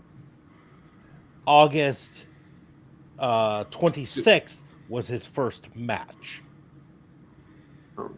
So August he came 9th, out with the arms out August 9th during when he did with the Rock segment? The Yeah. Rock. Yep. Oh. Raw is War, Chicago. I would August. swear it was November. Yeah, I was thinking late 99. That's how brutal this game is. You could be like, I'm positive. I know this. Hmm.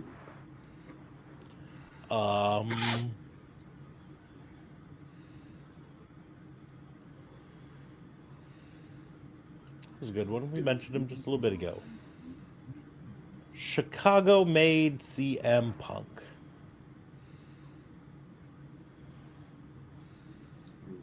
Oh, Jericho's debut in wrestling, by the way, was 92, I think. Might give JLB the Jericho's shot at that debut point. in wrestling. I'm gonna go in 93 for Jericho's debut in wrestling. 1990. Oh shit. I knew it was early 90s. 90s.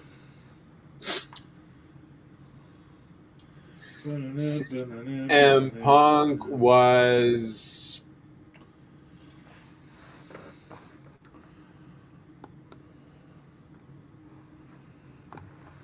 I'll just go October 15, 2008.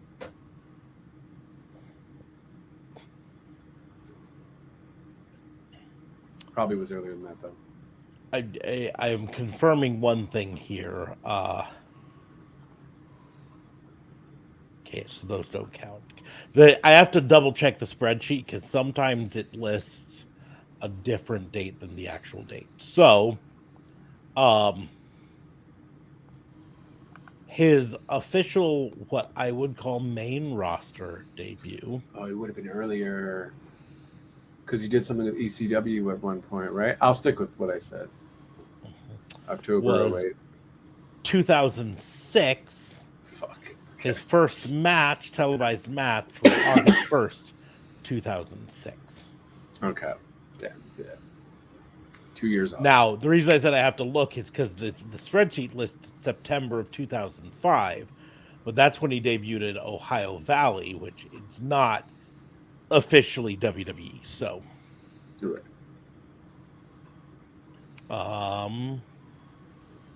So what was it again? 2006. What was August? August 2005. No, I mean his WWE debut. Oh, excuse me. His WWE debut is 2006. Yeah, August 1st, 2006. August 1st. Technically, it was his ECW debut, but was ECWWE, so yeah, same fucking thing now. Wait, he debuted in ECW originally? Mm-hmm. Oh fuck. Okay. In the WWE version of ECW, right. though. Yeah. Oh, okay. Yeah, so. Tell me when I'm telling lies.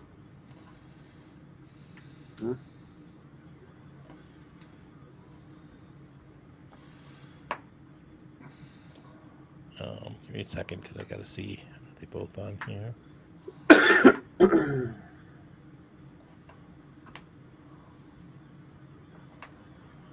Okay. Dean Ambrose.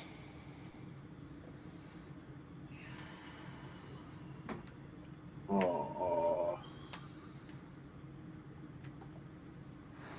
When the fuck did the Shield debut?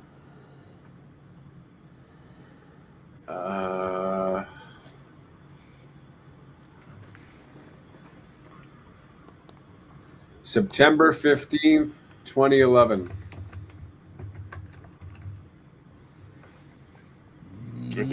No points. 2013? It's 2014. That part I know. No points. Even 2014? Nope. Wow. 2012? 2012. Okay. Wow.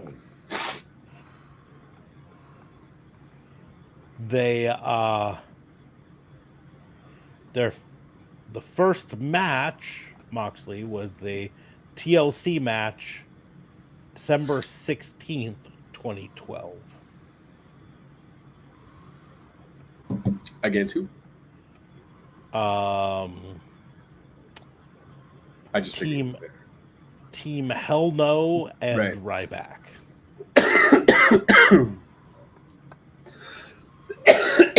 Now, by association, that also gave you Roman Reigns and Seth Rollins. All right. Debuts.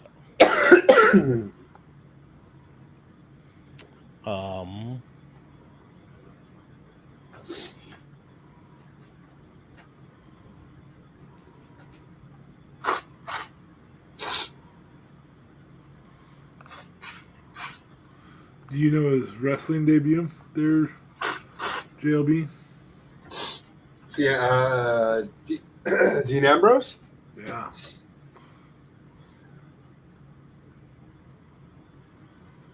Just of all time? Yes. I I didn't 2005 is kicking me in the ass. Close. 2004. It wasn't CZW. I don't think CZW was his first place, but it was one of his first places. It was pretty close. It was a small little one, HWA, I think. Heartland Wrestling Association. Yep. Probably in Ohio. Probably. Yeah. Cincinnati or something. Yep. Cincinnati, Ohio. Because he's from there. Yeah. He started from the bottom, now we're here. Truly from the bottom. He started selling popcorn and helping set up the ring. He started training when he was 18, as soon as he was old enough. Because it wasn't like the 90s when, NFL could come in and get wrecked by Razor Ramon underage. Well, he lied about his age, though. Okay. Well, he lied about his age. They check now. Yeah, that's what it comes down to. Or, that mass transit incident wouldn't have happened either with New Jack and the fucking kid. Oh, that might still have happened because fucking New Jack's that shit crazy. Paul Heyman was. Paul Heyman has no fucks. He's carny as fuck. Yeah.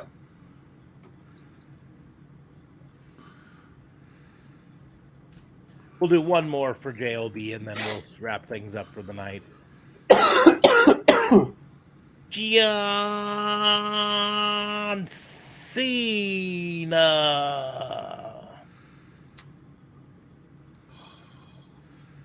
I should know this.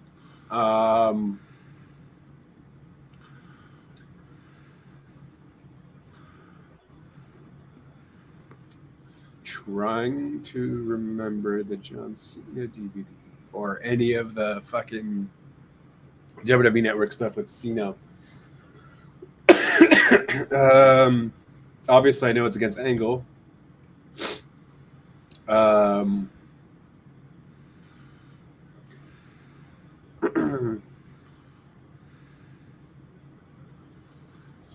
He was in the whole schooling thing, and now that's messing me up. I'm not sure if I'm remembering the SmackDown date or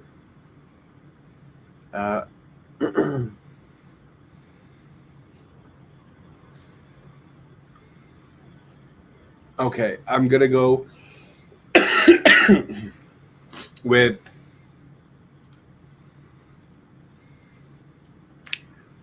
May 16th, 2003. Okay, before I give the answers, does D.A. Fabe want to venture a guess? It was 2002. I couldn't. July 12th. You're actually a lot closer than you probably think. June 27th, 2002. I knew the year. Nice. Mm-hmm. Now, this is where my rules have to come in because he did film a dark match October 10th of 2000. Oh, shit. And then he wrestled house shows for quite a bit before they put him on the main roster. They knew they had a performer in him. They obviously did not know what performer because they were ready to fire him at one point. Mm-hmm. So here's a fun related piece of trivia. John Cena recently spoke about it and revealed his original contract value, his first contract with WWE. How much was his first WWE contract? It was like 12 grand or something? Wasn't it something really stupid and small? It was indeed 12 grand. Yeah. His rent at the time was $1,000 a month. Nothing like saying you need another job. Yeah. If you Well, want anything other than a place with a roof. yeah. The fortunate thing is because he signed a developmental deal with WWE, he had access to their training facility, which allowed him to mooch off catering a bit. Oh, that's fair. And cut back on lots of things in his house, like energy consumption and water consumption and stuff like that. But 12 grand. Now, I know WWF in 2000 is not the billion-dollar juggernaut that they have right now, right? Still had a lot of money though. They weren't also 12 fucking broke as balls. 12 fucking grand. Yeah, no. Signed This someone is- to a full-time contract this in is 2000. Contractual. Yeah, That's the big piece to that. in 12 grand. Yeah, You could in 2000 you would make it's more not than even 12 minimum grand. wage for you guys, even in any is fucking not. state. Even in 2000, right? Because in 2000, I believe Your minimum wage is what right now? now, depending on the state, federal minimum wage is still what, 725. 725. But many of the states have raised it above that. Our lovely state has a minimum wage of $10 an hour right now. It goes on January 1st. Goes to $11.50. So roughly right Right. now, 1,160. $11.25 maybe. Roughly 1,160 a month. It's only right now. It's only technically 13,920 for you guys, which isn't that much. Interesting Either. that number is below the poverty line, but we won't get into a political conversation. No, that's fair. Federal poverty line just happens to be set at 18,500 and has been there for as long as I've known Smarks. Yes, and it was already too low of a number at And that point. WWE was paying him less than that, though. Mm-hmm. But at the same time, probably more than what the regular government minimum wage was back in 2000. In 2000, it should have been $5.15 an hour. Yeah, if I'm so remembering that, correctly. And $5.15 an hour comes to less than 11 grand. So he was making a little bit more than minimum wage. right.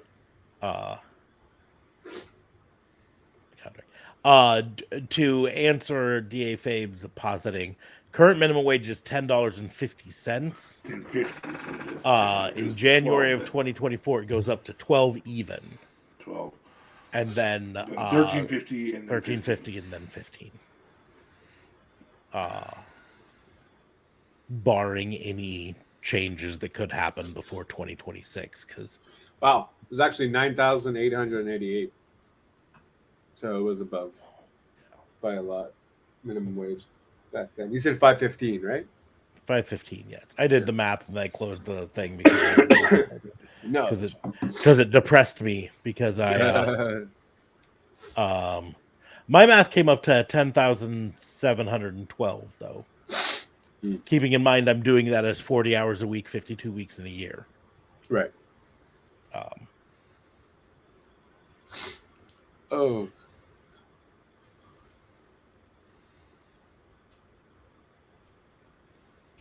Yep, 10,712. So just less than 11. But still, not a lot. I remember 5.15 an hour because my first raise at a job that I was working at was from the previous minimum wage to 5.15 an hour because they had to, because I was at previous minimum wage. And I had been there for 4 years. Oh my god. And that's when I learned that in America, if a company could pay you less, they will. Right. They will pay you the absolute minimum that they're allowed to pay you. Anyways, that was our fun, stupidly hard game. When did they debut? Both. No, the debut game is pretty fun. You officially got 4 points. Oh, okay. Now What did Fade get? I did ask DFA a few more. What were his quick than you? What were Fade's? But he got 13 points total. I'm trying to remember all of his. One of them was Shawn Michaels, because I wanted to hit him in the gut. Oh, Shawn Michaels. Because Shawn Michaels is his probably favorite. 87.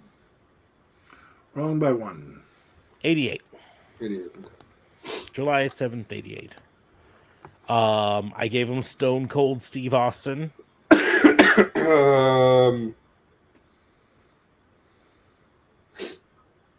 94, 5, 95, 96. Really? Early 96, January 96. Oh shit! So this guy he did his whole little yeah, his debut to Royal Rumble thing was very fast. Yeah, but what about his whole thing with Brian? Oh no, but that was after when he was already Austin. Oh, okay. Okay, I'm fucking that up with him and Brian Pillman in WCW. Wow, so he really skyrocketed right away. He did his whole little stunning Steve Austin for like a few months, then King of the Ring, and then Austin 316 all over again. I also did Triple H. I want to say Triple H is also like 96. Oh no, it would be earlier. 95 in August of the 12th. April of 95. Oh. I did Zack Ryder. Oh, Jesus.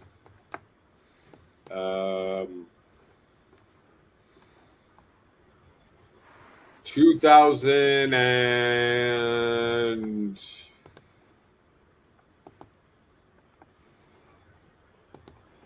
I don't remember exactly what was at all.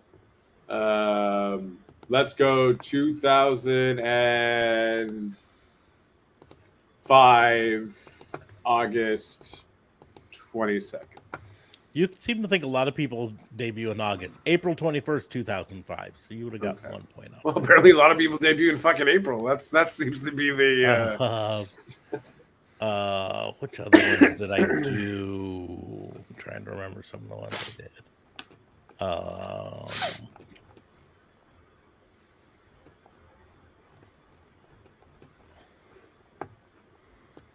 I did.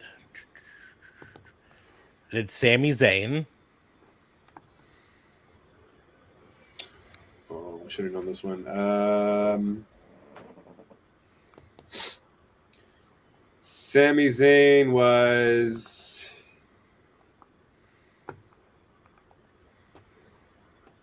Ooh. Sami Zayn was 2015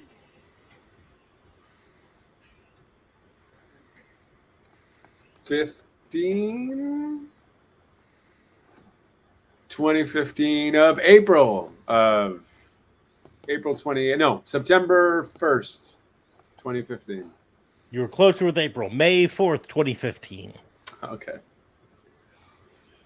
I can't remember which other ones I did. I know I did a bunch of other ones, but nice. Well, at least I'm getting the years right for these ones.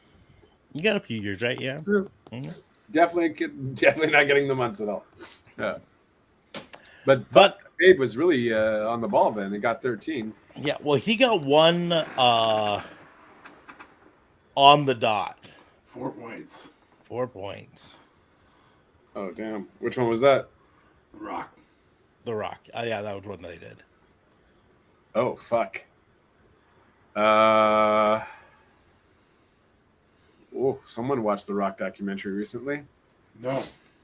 No. No, I knew when he debuted wrestling, Okay. and I actually guessed that date wrong, and accidentally got the date that he cut the promo. So that's his on-screen date. And you're saying The Rock, not Rocky Maivia? Well, Dwayne No, Johnson. but I mean, which date did you Dwayne give him? Johnson. Just Dwayne Dwayne Johnson. Johnson. Okay. Ooh. So I know he.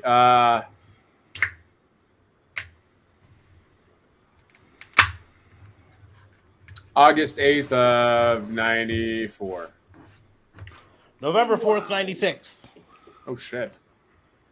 November 4th of 96. Yep. So Austin was already Austin when Rocky Maivia was Yes. just Rocky Maivia? Yeah. Yes. Son of a bitch. Okay. That's why I was thinking The Rock was already The Rock by the time Austin was Austin. But okay. No. Yeah. In fact, The Rock, Stone Cold had already passed out before The Rock. Maybe not. That might have been 97. Oh, you mean the Bret Hart passed out? Yeah. Mm. Because he was ringmaster for 4 to 6 Ringmaster. months. That's what I was looking for. Really short. It was really short. Well, okay, but the Ringmaster was obviously before his. Before I mean, Stone it's Cold. still his debut. He debuted as the ringmaster, and then very shortly thereafter, like he was only ringmaster for a few months, and then he was Steve Austin. Yeah. I want to, or Stone Cold. I want to say his debut as ringmaster was January of 96, and then Royal Rumble was what was that? I think it was right after Mania that he stopped being ringmaster.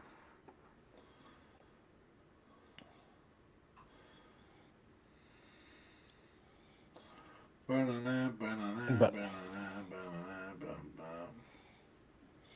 anyways, on that note, he's gone. Yeah. He's out. Yeah.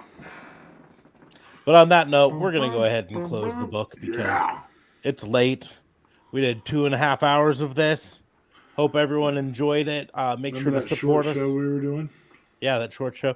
Make sure to support us in all the ways we talked about earlier. The merch, like right over there, or like right here. Links are in the doobly doos for that. Subscriptions on our Twitch channel are the best way. It totally helps us out a ton. And if you are a Amazon Prime member, you can subscribe for free. So why not? For free? For free? Free. Or why not? Free. Free. Free.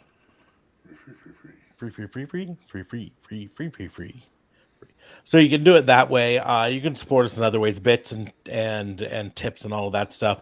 That way we don't have to start looking at those sponsorships even closer.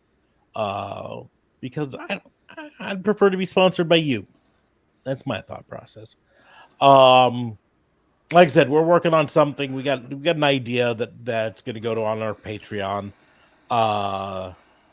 It's not going to cut you guys out.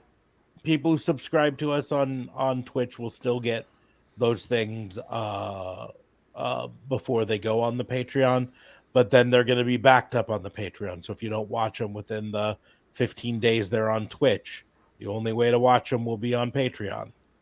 So that's the other way you'll be able to support us. But support us in one of those ways by following us as well. You can follow us at Raw and Order WBU, like it says right there.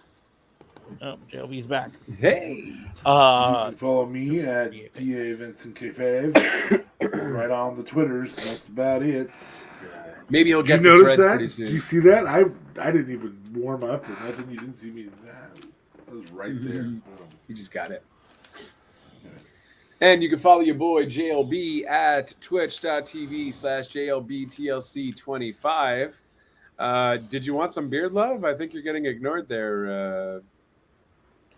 There you go. I was actually leaning over and doing my nerdy. Some Okay. beer love too. Okay. We all got beard loved out there. And yeah, twitch.tv/JLBTLC25. And yeah, that's fun times because I'm playing AEW off and on. Still didn't technically beat the first Road to the Elite, but I'm almost there. I was just really pissed that I didn't get Paul White, and I'm like, do I redo it? But I think I'll just at least finish it once. I was talking to him earlier about how I think I'm gonna have to cheese the win for Paul White. I don't want to, but a guy How are you going to choose a win? showed that you can cheese a win by forcing a count-out victory. Oh, that's fair. Yeah. And could you? Is it a no DQ match? it is not a no DQ match. But you can take him outside, throw him against the barricades a couple times, get to 9 on the count, and then jump back in really quickly so that you get the victory and he gets counted out. Okay. And that might be, in his mind, the easiest way to get that victory. That's fair. He did say that apparently Aleister Black is the easiest way to get to, the most repeatable way to get to that particular thing with Big Show. You did say what? I was losing my connection halfway through there. That Aleister Black is the character to play that has the biggest, most consistent way to get to that particular block. Oh, okay. Fuck, some people just go Malachi ham Black on AEW. No, that's fine. Some people go ham, I guess, on the Road to the Elite then, because Jesus, to know that Malachi Black is the best one to use. Yeah, apparently you choose Malachi Black, and then you 100% you just quit every match up until you get to block 3. So like literally start the match as soon as the bell rings, just choose quit, so you get marked as a loss. Okay, I didn't even know you can do that. I thought I would just restart the match. Yeah, I thought so too. You're quitting. Yeah. But anyways, but we don't need to talk anymore about this. Let's finish wrapping up and go to bed. So thanks to everyone for joining us. If you're watching this on replay on YouTube or on Twitch, thank you there. Join us next time. Deuces. Bye.